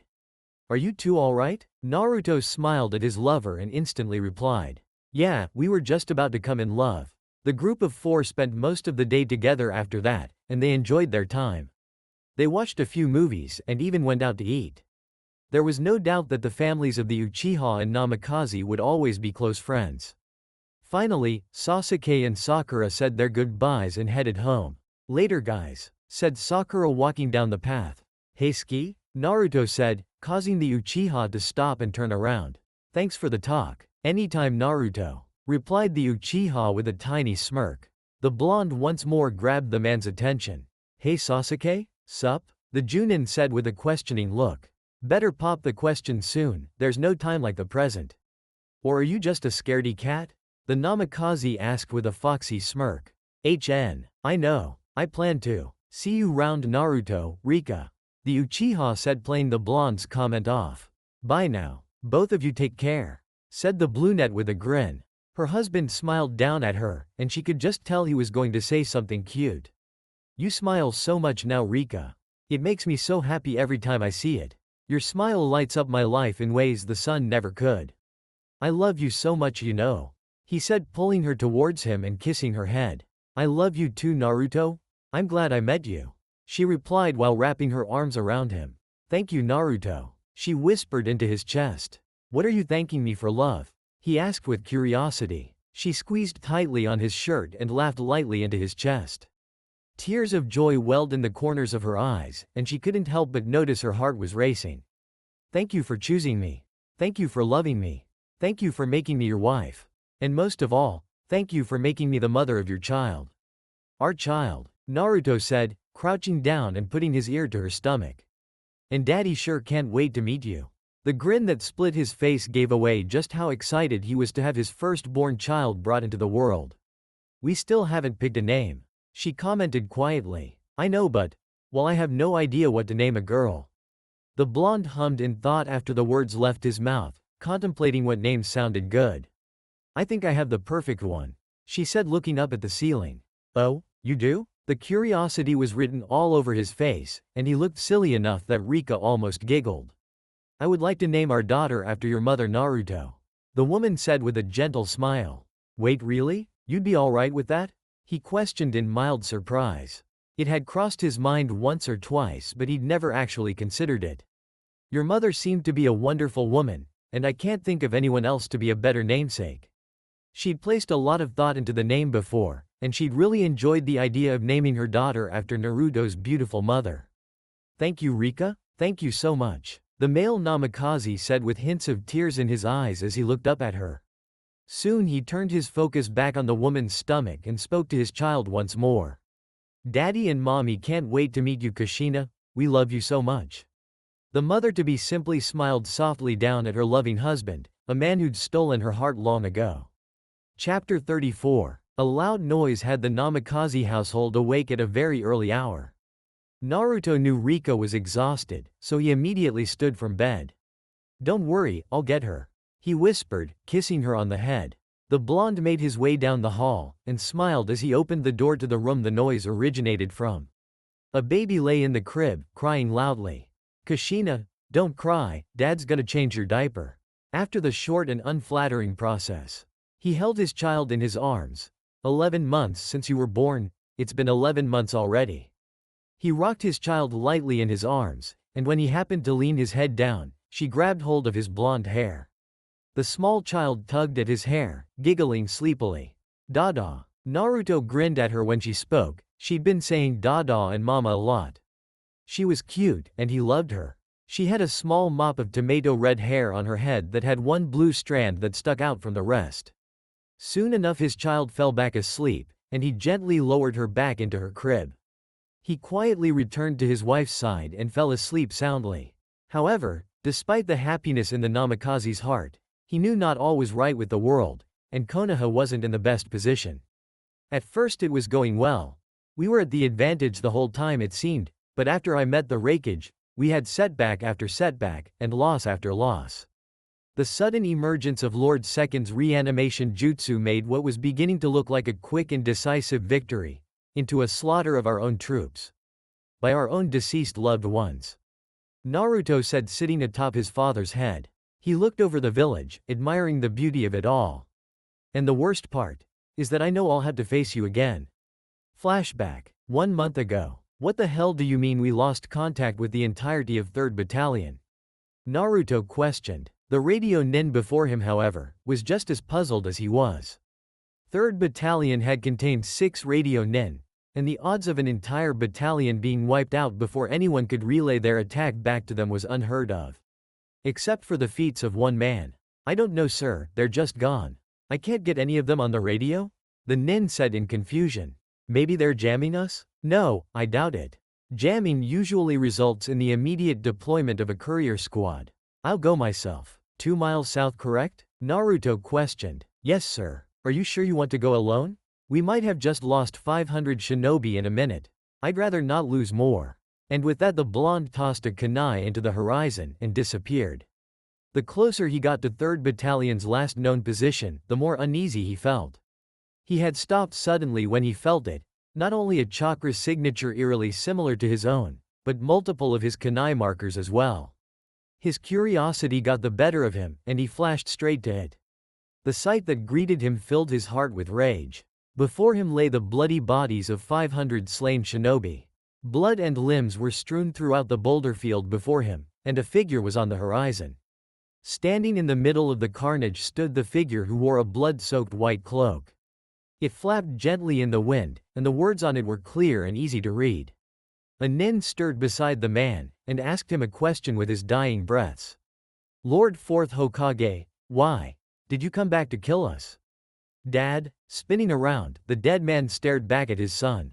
Naruto, wow, you're taller than me, said the fallen Hokage. His pure joy in seeing his son managed to hold back the control of the jutsu user, but it wouldn't last. Prepare. I can't hold back. I can flash to your kunai and you can flash to mine. Right, Naruto yelled, realizing that he'd have to fight his father. What ensued was what seemed to be a ball of lightning forming on the surface of the earth. Yellow flashes filled the barren area as the father and son battered each other. Across the blood-stricken battlefield, the father-son duo would appear, locked in heavy taijutsu combat. Naruto flipped over his father, catching himself on his hands and spinning his legs around to kick at the fallen Hokage's head.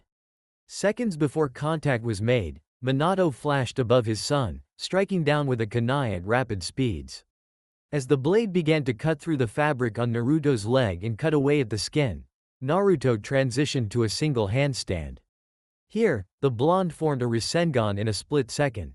A bright yellow flash filled the space, and Minato quickly felt the effect as the jutsu bore a hole into his side. Before any extensive damage could be caused, Minato flashed away, placing distance between himself and his enemy. I never wanted to meet you this way, spoke one of Konohagakure's most legendary shinobi. I actually met you long ago, father.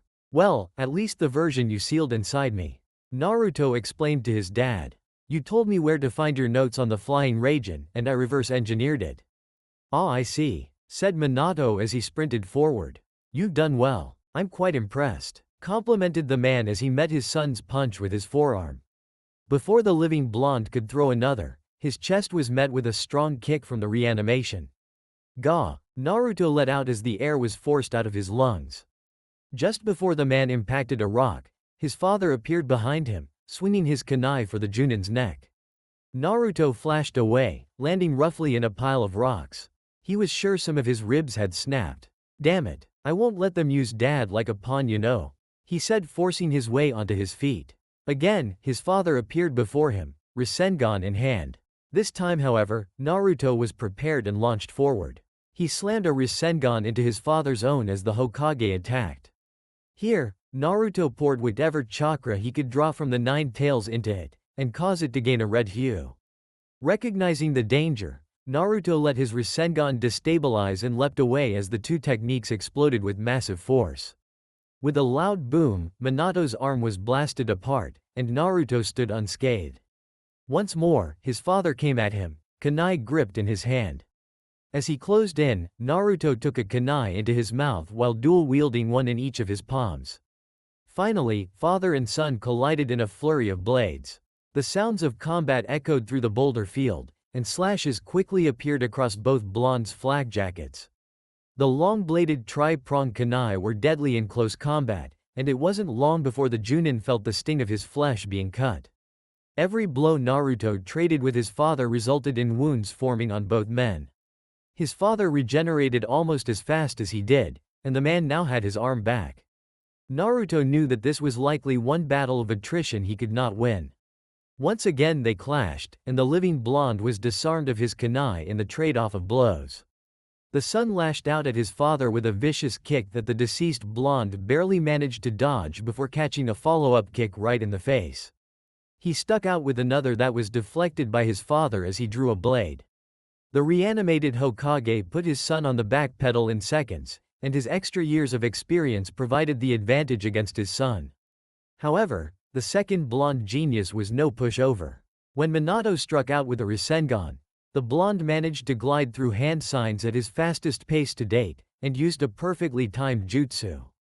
As the Rasengan got close, Naruto intercepted it with the hilt of his kunai, and used Flying Raijin, guiding thunder to teleport the deadly attack back into his father's kunai pouch. The man's legs were blown clean off by the blast from the large Rasengan, leaving him immobile. The Hokage's son was on top of him in seconds, pinning the man's arms down as he moved to make hand seals for a sealing jutsu. "Good job, Naruto. I'm proud of you," Minato said with a smile. "Thank you, Dad," Naruto said as he began the sealing sequence. His eyes narrowed, however, when his father's face turned neutral and a foreign voice came from his mouth. "Sorry, but I'm not done with this pawn," spoke the strange and in the very back of his mind familiar voice. At that second, Minato flashed away. The blonde man felt his father flash away more before he disappeared outside of Naruto's sensor range. "Damn it," the blonde said, surveying the destruction and death around him. "Sure am glad I researched Lord Second's reanimation jutsu after the Chunin exams though," he said quietly to himself. Because of his research, he'd know that sealing his father away was the only option. But if his father had been reanimated, then almost anyone could be. Flashback end. Orochimaru definitely isn't coming back, so that means the only one who could have possibly learned that jutsu had to be someone that Snake trusted. The blonde said, pondering the source of the jutsu after reliving his meeting with his father. "He only trusted one that I know of," a voice said from behind the blonde. "Kabuto," Naruto said. "That's my guess," Kakashi said as he took a seat beside the man. "It's likely. We didn't confirm his death at any point," Naruto said, remembering the events of Orochimaru's death. They had all been so focused on their target, they had let one get away that had become an even bigger threat than the previous. He may have gone to the Raikage and offered his help in the war. Kakashi offered to the troubled Junin. "In exchange for what though?" questioned the new father. "That's what has my curiosity piqued," he admitted to his sensei. He couldn't imagine what Kabuto's motive could possibly be. Everyone had a goal, but he knew nothing of Kabuto's. "We might never find out." Kakashi resigned. "I'm worried that with someone like Kabuto whispering in the Raikage or Tsuchikage ears, this war may never be able to be ended by a cage summit. He could convince one or both of them to fight to the last man." Naruto sighed. "I promised to end this war quickly. And I'm starting to think there may be drastic measures necessary. I admit, Kaka-sensei. I planned to slaughter Kumo and Iwa shinobi until their cage gave up, but reanimations are cost-free soldiers." "That's a fair concern, Naruto, and I know that you're right. But I think you're worrying about something too far out of your control. Sensei, if we were to come against the first four Hokage, I don't know if we could win. We need to kill Kabuto. And fast," the Namikaze stated. "How do you propose we do that?" asked a new arrival. "You're incapable of sneaking up on me, Sasuke," Naruto said without turning around. "We need to get into Kumogakure and Iwagakure at the same time. That's on the off chance that he isn't hidden away somewhere else," the blonde explained. "To catch someone that's slippery in a large village would almost require us to level the place in an instant." The Uchiha replied, ignoring the blonde's insult. "We can't do that," Naruto said, shaking his head. "I need to find a way to break one of the reanimations free so they can lead us to him. And that's just a shot in the dark. I'm not even sure it'd work," the blonde said, hatching a throwaway plan. "What other options do we have?" Kakashi questioned. "I don't know," the blonde replied with a saddened sigh. "Naru?" Rika questioned as her husband entered their home. It was quiet in the home that night, and the mother had dealt with no trouble other than the fussing of her young child. "Hey Rika," said the man as he stepped through the door. She observed her husband closely. She picked up right away that something was bothering him, but decided to leave it alone. He looked exhausted, but she knew it wasn't physical. Her husband was mentally drained, and surely wasn't at his best. "You're home," Rika said with a smile as she gently bounced their child in her arms. She hoped to cheer him up quickly with a warm and welcoming home. "That I am. Sorry, I had a meeting with Kakashi and Sasuke. After which we had to go pitch my idea to the Hokage and Shikaku. Shikamaru has been playing a huge role there as well, no surprise he'd follow in his father's footsteps," Naruto said, removing his flak vest and gear. He took his time removing his pouches and restocking some of his daily use scrolls with things like quick lunches and water. "That's what you did," the mother pointed out. She knew he still looked up to his father immensely, even after the father and son's terrible meeting on the battlefield. "I suppose you're right," he smiled. His wife was wonderful, and her mere presence was helping bring his happy mood back. "How's our little girl?" he questioned. Approached the mother and child and played with his offspring's hair. "Sadly, she's been cranky all day," replied his wife with a sigh. She tried not to tell him about these things, as she didn't want him to worry. Today, however, it just felt good to tell him about her day. "Kushi, have you been giving your mama trouble?" "Huh?" At her father's face, the child giggled and smiled back at him. "You're supposed to be good for mom, remember? Please play nice," he instructed. "It's fine, Naruto, it's not so bad," Rika insisted. "Still, I feel bad leaving you here alone so often, Rika. I know I have missions, but I hate to rest it all on your shoulders," the blonde replied with a frown. He hated that he wasn't able to be there, and he hated the war that had stolen so much from his family, even if it was only time. "It's okay, we're just happy when you're home," she said with a wide smile. It didn't last long, however, as it slowly dropped off her face. "So, where are you going next?" The blonde sighed as he sat down at the table. "Back to the land of hot water this time. I intend to use Kakashi as bait. Worry not though, Sasuke and myself are going to back him up. I'll likely bring Sakura along as well. We have to stop this jutsu as soon as possible. Especially because the findings from my research suggest that the user hasn't mastered it yet. And if the enemy reanimations can fight at this level, I can't imagine the amount of power they could get back after the user masters this." The danger the reanimation jutsu held was evident, and Naruto would make it his new priority. Seeing his father on the battlefield had hurt him deeply, and he couldn't imagine what it put his allies and friends through. "I see," his wife replied softly. "Before that though, I have to do something else," he said, sadness seeping into his voice. "What is it, darling?" she questioned. "I need to go apologize to Lord Ichiraku," he stated. "What for though, dear?" Rika was honestly puzzled by her husband's statement. "I promised to end this war quickly, and on that note, I have failed," Naruto said in regret. "You think that bothers Lord Ichiraku? He likes you a lot, Naruto. I'm quite sure he'd forgive you," the woman countered. She saw no reason for her lover to be down on himself for such reasons. "Even so, it's disrespectful of me to ignore my failure to make good on my promise to him," the blonde elaborated. He'd already made up his mind, he'd just decided to tell his wife. "Lord Ichiraku, it's nice to see you," Naruto greeted. He truly respected and looked up to the man since he'd met him, and they'd only grown closer since. "Naruto, my boy, I've told you, please refer to me as Hachi when it's just us," the daimyo insisted. "Hachi, I've failed you and the Hokage, along with the elders. I made you a promise, and I haven't kept it. I swore to end this war quickly, but it's only drug on." Naruto apologized sincerely. He'd had a lot of confidence in himself at the start of the war, but now with the appearance of the reanimation jutsu, he didn't know anymore. "Naruto, my boy, you never made that a promise. You did indeed say you would end this conflict, but you never made it a promise." "I wholeheartedly forgive you, my dear boy," the leader assured him. He'd cared for all the Hokage he'd met and worked with, and now he would care for the upcoming one. "Thank you, Hachi, I don't deserve this," Naruto said with a sad smile. "Oh, on the contrary, Naruto. You do indeed. Now, I must warn you. Some on the Konoha Council may not follow my wishes, and you may encounter resistance from the elders. You are in my favor, son, but for them, you are the target of their grudge. They've always disliked you, and I'm sure it won't stop now," the Lord of the Land of Fire warned. "I understand, sir. Thank you, I will watch my back," Due to his lack of experience in the field of politics, Naruto knew that any advice given by the daimyo would be something important.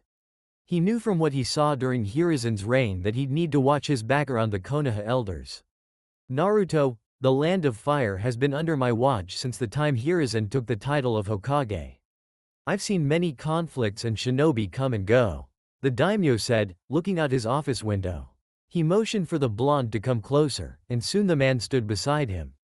Of those shinobi, only a select few have earned enough recognition to become more than an elite Junin. For example, we have your Hokage. And just below them, we have the Sannin. As of right now, the 5 strongest living Konoha shinobi are yourself, Lady Tsunade, Kakashi, Sasuke, and Sakura.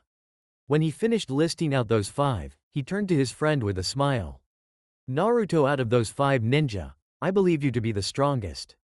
You're not only the strongest but you're mature beyond your age. I believe you're ready to be Hokage, but I know that you must fight in this war.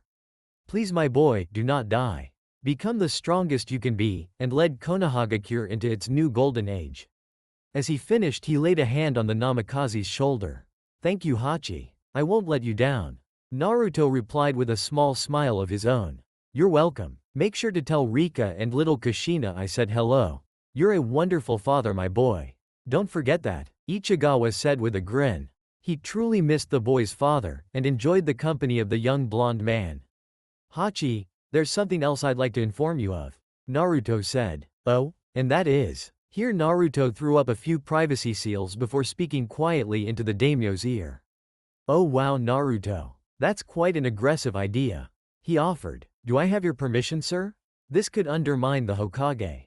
The Namikaze cautioned. Yes you have my permission my boy. I will deal with Tsunade and the lightning daimyo. Hachi replied. Thank you sir. Naruto said. Of course my boy. The Lord answered. Thank God you can't fight like you used to Zabuza. Kakashi said as he took a heavy breath. I might not have my will, but I'm still fine with a rematch with you Hitaki. If I had my full power I'd kill you. The dead Kirigakure nin said with a smile. I'm sorry you and Haku were forced from your rest. The Cyclops apologized. Thank you Mr. Hitaki, but you should focus. The ice user said with a kind respectful voice. Kakashi duked it out with the pair a while longer, eager to get the plan into motion.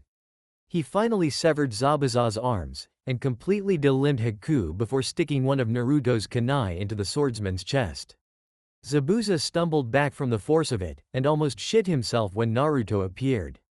Jesus kid, he said in surprise while kicking out at the new arrival. Once again, his mind was blown as the blonde dodged the kick with speed Zabuza had never witnessed. The man pushed the reanimated ninja onto the ground and slapped a seal on his chest that held him in place. Naruto smiled at his former enemy and threw a kunai at Haku. It landed beside the ninja, and Zabuza's mouth dropped open at Naruto's speed. He's come a long way hasn't he Kakashi? That he has Zabuza, the Konoha nin replied. Tell me, is he? The former Kiri shinobi questioned. Yup, you're looking at the son of the fourth Hokage. Minato Namikaze, the yellow flash. Chuckled Kakashi. I should have guessed, Zabuza said with a sigh. As the two ninjas spoke, Haku stared at the blonde man in awe.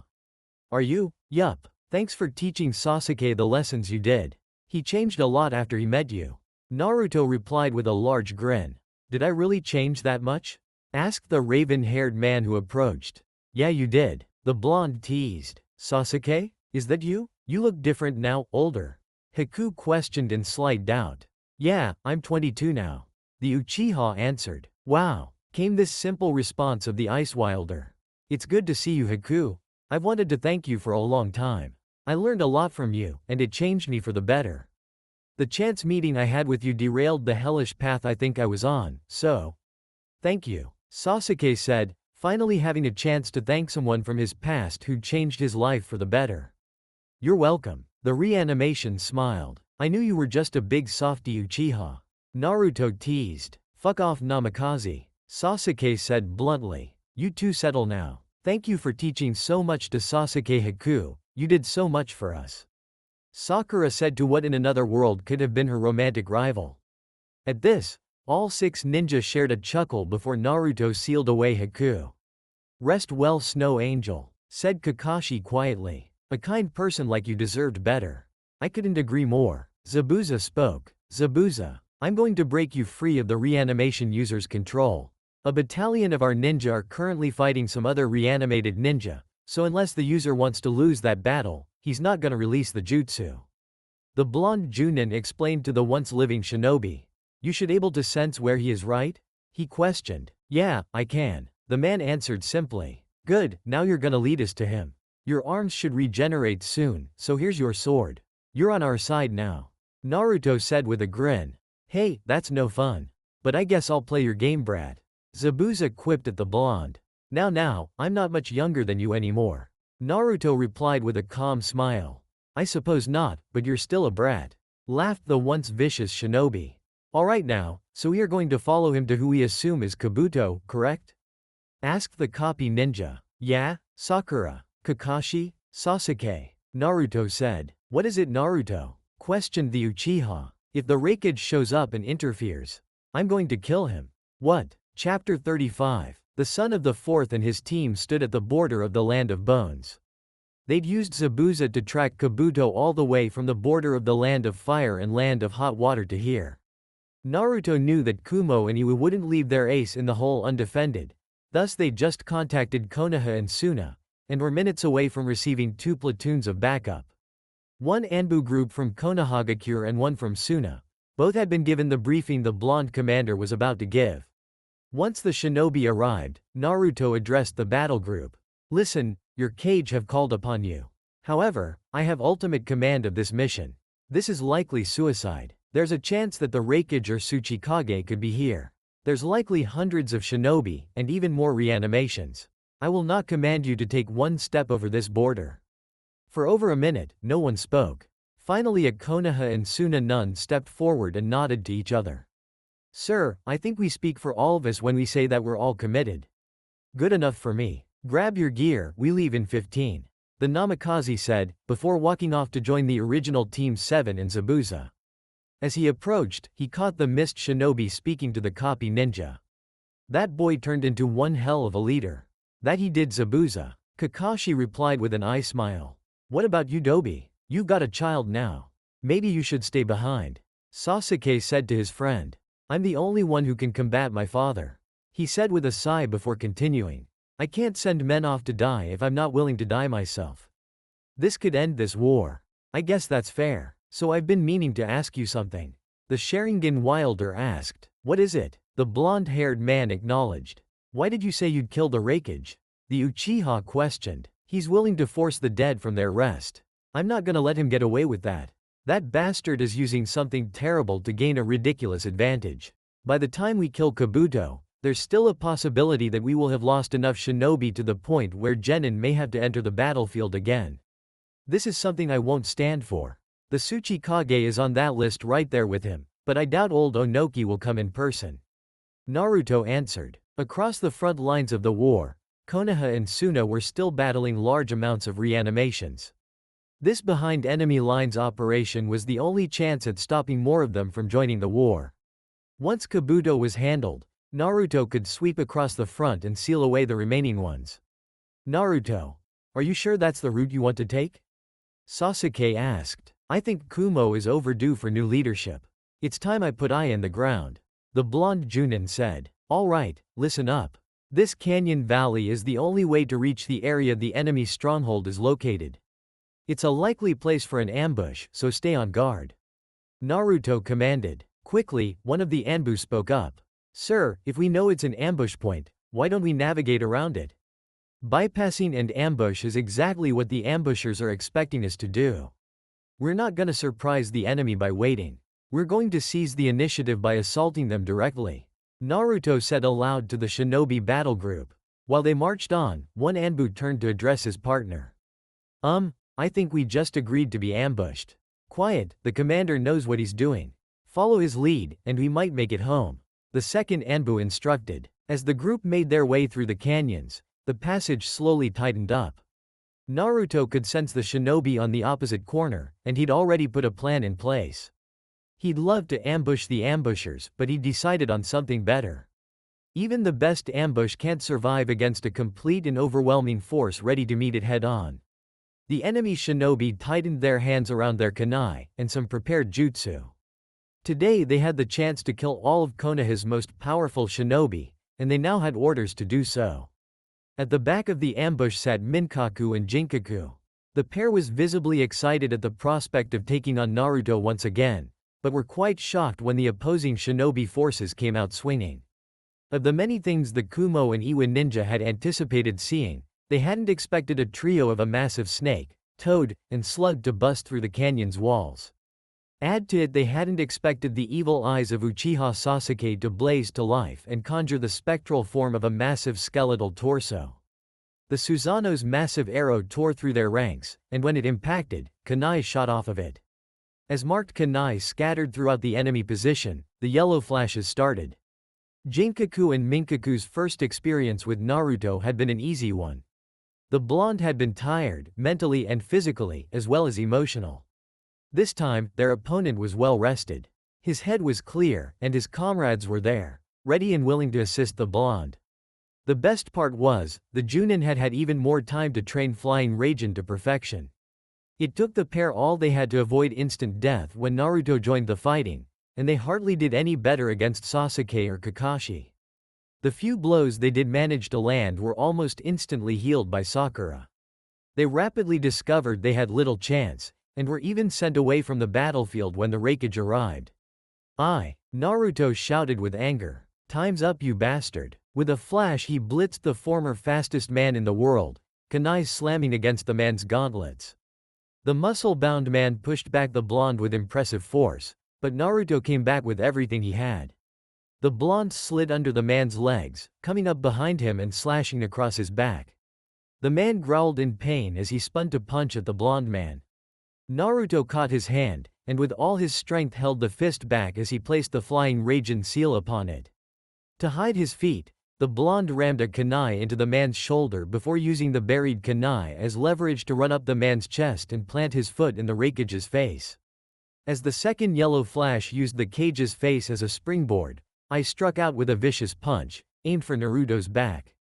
With a flash, the son of the fourth appeared behind the man, slamming his sandaled foot into the back of the burly man's large knee. With a grunt of pain the cage grit his teeth and ignored the injury, choosing instead to bring his fist to Naruto's face. At the last moment, he noticed the blonde's grin as he disappeared. More importantly though, he noticed the slight reappearance of the Raijin seal on his hand. With the newfound information, the man took Naruto's Rasengan in stride, and used his lightning style to remove his own hand. Minato's son was slightly shocked by this, and many of the Raikage's men were mortified. Sasuke, although busy handling B with Kakashi, was impressed with his determination. Not many shinobi could do the same. Neat, but will that really help Naruto questioned, more than focused on his target. Naruto blitzed toward the Raikage, while the copy ninja, the last Uchiha, and the Eight Tails Jinchuriki disengaged from each other.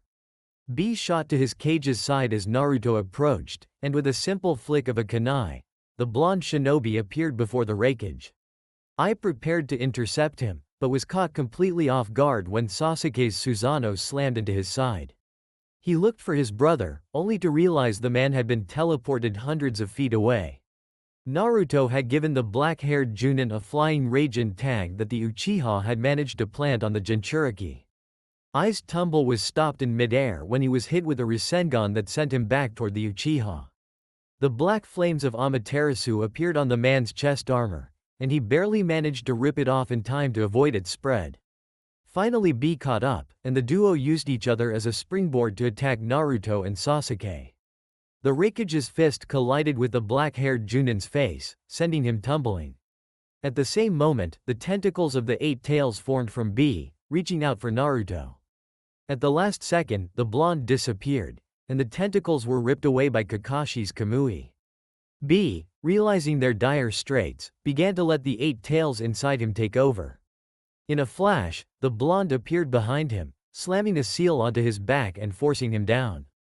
After so many years relying on his partner, B was rendered almost helpless as his swords had been destroyed by Sasuke in their first clash. Shortly after the second yellow flash disengaged, a small group of Anbu appeared, holding B down with even more restriction seals. Naruto intercepted Ai's next attack on Sasuke, giving the Uchiha a quick break. As the enemies fought a taijutsu battle, the blonde Junin called out to his friend. "Ski, you good?" "TCH, yeah. A few broken ribs and some bleeding, but it's nothing Sakura can't fix."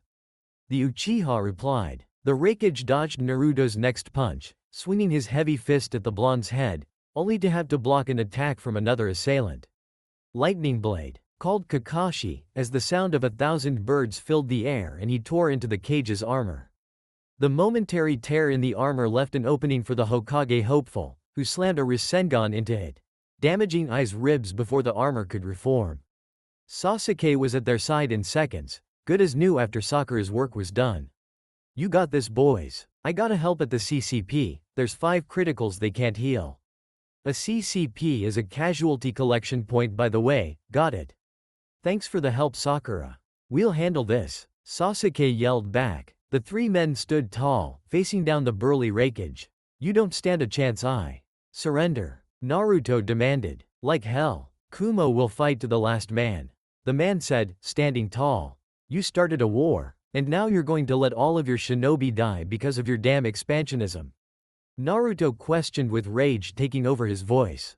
The Raikage only growled in response, before charging the enemy. The 3 Konoha shinobi responded in kind, with Naruto placing a hand on each of his comrades' backs. "Sasuke, Kakashi, go!" "Right," they responded, being teleported behind the cage and charging him from his 5 and 7 o'clock. Meanwhile, Naruto approached from his 12 o'clock, forming a Rasengan in both hands. At the same time, the Cyclops and the Uchiha both formed a Chidori. Ai caught Kakashi's hand, swinging him towards the blonde's Rasengan while simultaneously kicking Sasuke in the stomach. With a flash, Naruto teleported to the black-haired Junin's back, rolling over him as he swung his attack at the Raikage. The leader of Kumo moved to block, but was stopped when Kakashi slammed his Chidori into his leg from the ground. Sasuke flickered into existence above Naruto, coming down with a vertical swipe of his sword. With an area of effect lighting jutsu, Ai managed to blast away the Konohagakure shinobi. All 3 skidded to a stop, and Naruto smirked. An older shinobi technique made its appearance on a battlefield for the first time in years. A flashbomb blinded the Raikage momentarily, and the 3 shinobi closed the distance for the kill. As they blitzed forward, Kakashi's Kamui removed the cage's good arm, stopping any possible block. 2 clones of Naruto formed, flashing to a buried kunai, and grabbing hold of the burly man. B watched and listened as the sickening sound of blades piercing flesh filled the air. Naruto stood at the cage's right, flying Raijin kunai buried in his spine at the base of his neck. The Uchiha's sword stabbed through the cage's heart, while the copy nin buried a Chidori-covered kunai through the man's right lung. The second fastest man in the world went still, and when all 3 removed their blades, his body fell to the ground. B yelled, dragging himself with all his strength toward his cage and brother. Naruto approached the man, crouching before him. "I know you lost a brother. I'm sorry for that, but Kumo needs a new leader. Someone kind-hearted. You need to resolve this conflict your brother started. Take the position of Raikage, and keep your village in line. I'd love for us to be allies instead of enemies. Think of what your brother did. He wasted the lives of countless shinobi, and forced the dead from their rest. I won't ask you to kneel, but I do ask you surrender. Let our villages be the start of peace. I can't lead this village." B mumbled. The Jinchuriki had been conflicted for some time now. He didn't support this war, and he'd seen something change in his brother in the past few years. "You can, and you must. If you don't, I'll be forced to cripple your shinobi force so badly that your village will be at the mercy of lowly bandits," Naruto said, with his most commanding voice. "Retreat your forces. This battle is over, but make your next choice wisely. It could cost you dearly." As the Kumo force disengaged, Naruto and his team breached into the bunker complex they had assumed to hold Kabuto. The blonde wiped out shinobi along the way, sealing away many reanimations as he went. He smirked, knowing he had a complete trump card against Kabuto, and his father who he assumed would be guarding him. The lack of his father's presence on the battlefield told Naruto that Kabuto likely had a plan to possibly use him to get away. However, the Junin had developed a perfect counter for his jutsu. His technique had also been his backup plan had they not been able to deal with the raikage. At that moment, the blonde shinobi rounded a corner, and was greeted with his mirror image, minus the whiskers. "Dad, Naruto." The reanimated man spoke with a soft voice. "I had to handle this, Dad, I'm sorry." The blonde man said, focused solely on his mission. "Do your job, Naruto. I believe in you completely." Minato replied. Kabuto cackled from his hiding spot, observing the pair. He was, however, caught completely off guard by the living yellow flash's next move. The blonde slammed his palm to the ground after using a few hand signs, and a bright light spread out, along with tendrils made of the flying Raijin kanji. They spread and wrapped the room in full. Flying Raijin. Level 3. The blonde flashed to Kabuto at speeds never before seen in the human realm, slamming a wind-enhanced Rasengan into the snake's side, before pinning the man to the ground. Minato's reanimated body attempted to intervene, but was cut off when the Hokage hopeful materialized across the room with Kabuto, before ramming his blade into the man's neck and beheading him. The shocked expression stayed on Kabuto's face as his head rolled, and Konoha's strongest ninja let out a sigh before turning to his father. "I've completed Flying Raijin's final form, father. Anything in the space the seal consumes I can teleport to.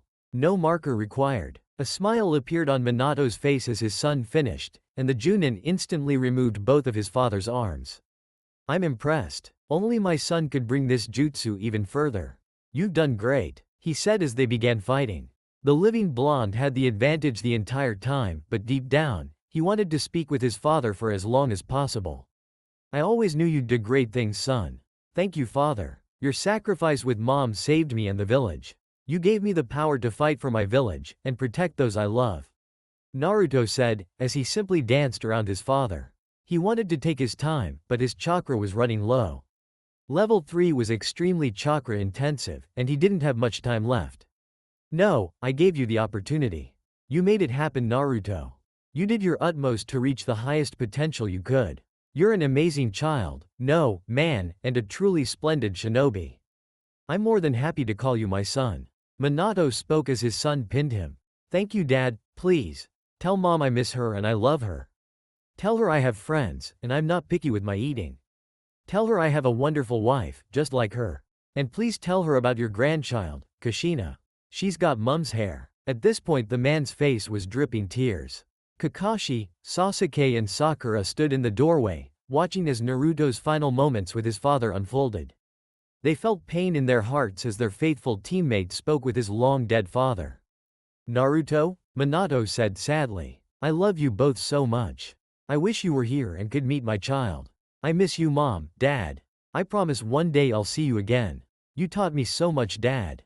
You taught all of us in Konoha so much. I'm gonna tell the whole story soon. Thank you," Naruto said. Tears streamed from the eyes of the fallen Hokage, but a wide smile adorned his face. He simply stared as the younger blonde formed hand seals. "Goodbye, my son. I love you, and your mother loves you. I love you too, Dad. Tell Jiraiya-sensei I said hi." Naruto spoke solemnly. "Will do, kiddo," his father replied with a smile. "I saw your grandfather recently. He really wishes he could have met you. My beautiful daughter, this war will end soon, and I'll be home," Naruto said aloud as he stood outside in the sun. A hand landed on his shoulder, and Naruto cast a sad smile at Sasuke. "I'm gonna write a quick letter to Rika. Can I leave all this to you for a few?" he questioned. "Of course. Take your time, Dobi," the Uchiha said. "Thanks, buddy," came the blonde's simple reply. With that, he walked away from the large group of shinobi. Sitting down on a rock, the man began a letter, detailing the events of the past few hours to his lovely wife. He ended with a simple, "I love you," and, "I'll be home soon enough." Weeks passed as Naruto and his force sealed away reanimated shinobi across the front before making their way toward Iwa.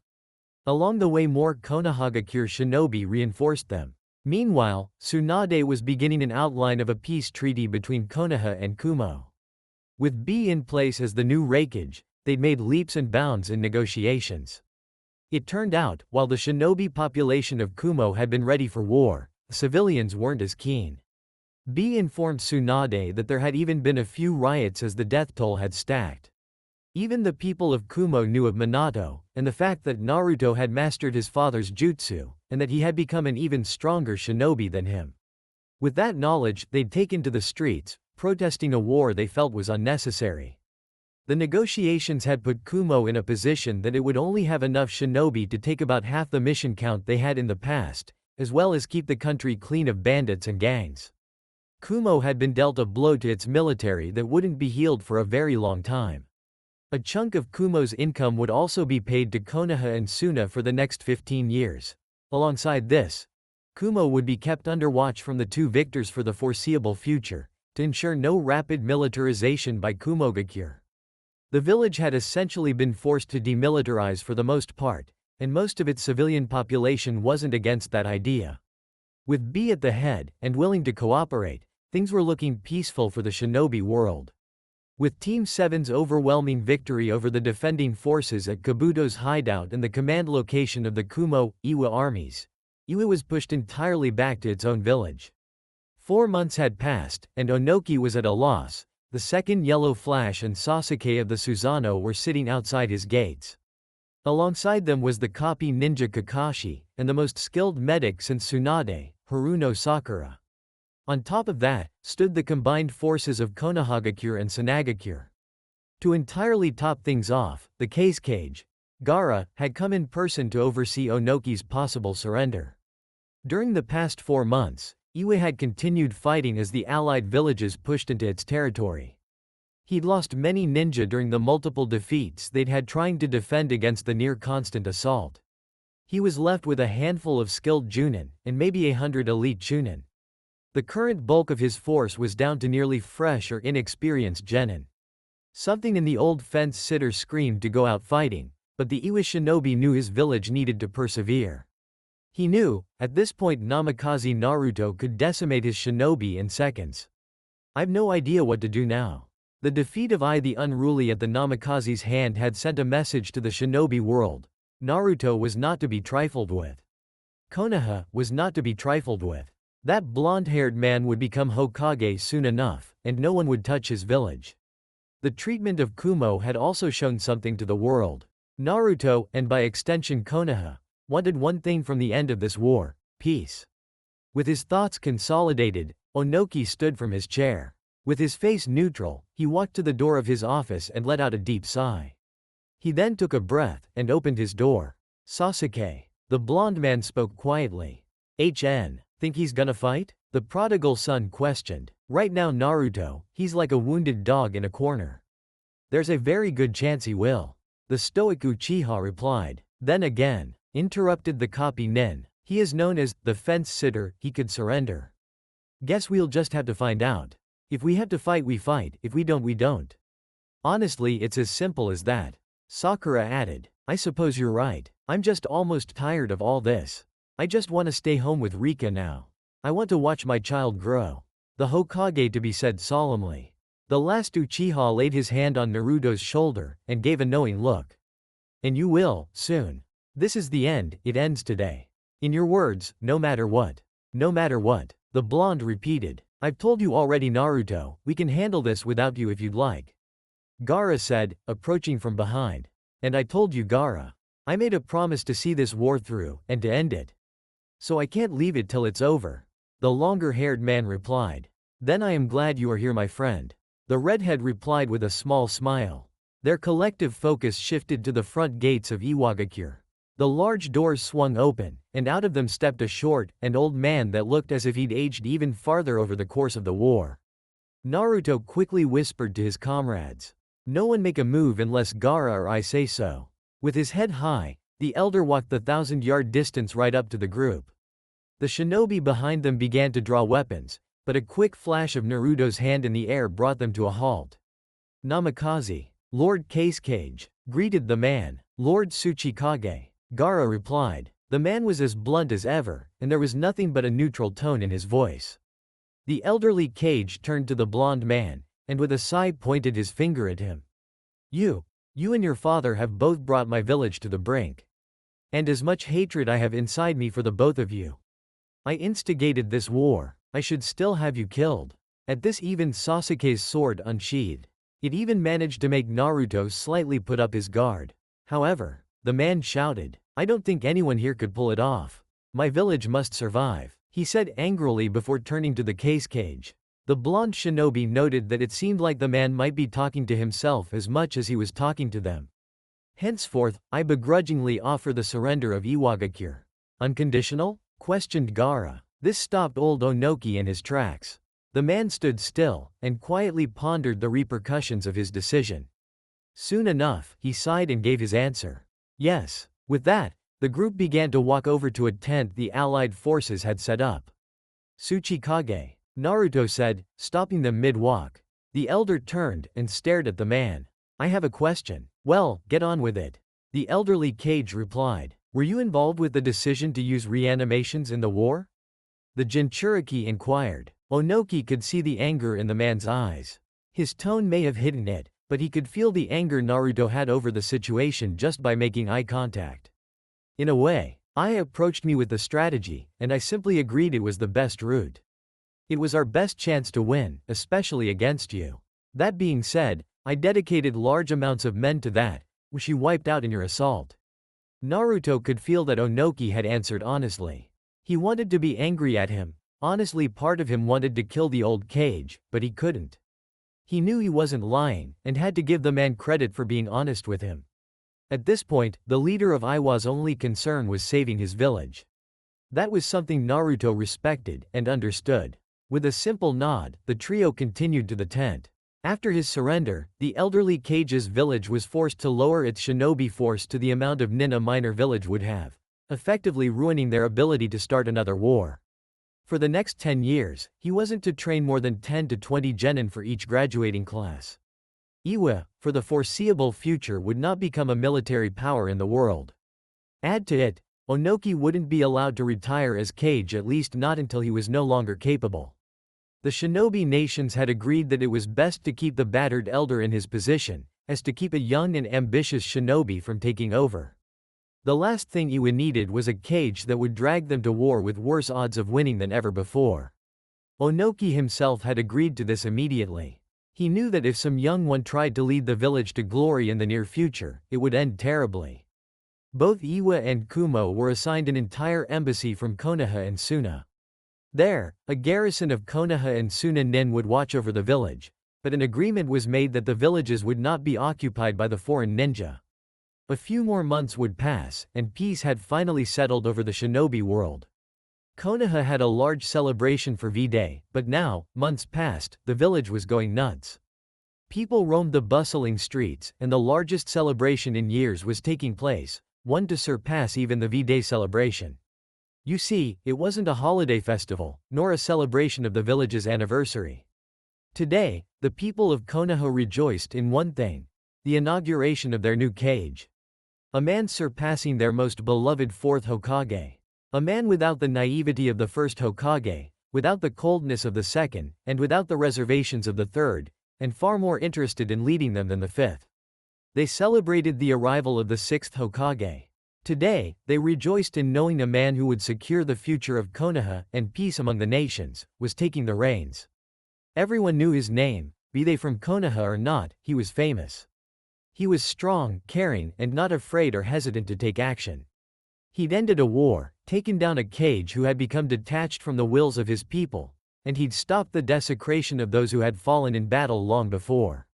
His name was Namikaze Naruto, and he was now Hokage. A boy they had shunned and discarded had turned into the finest shinobi the village had seen. And now, he stood over them atop the Hokage tower, chatting with the last Uchiha, his right-hand man and advisor.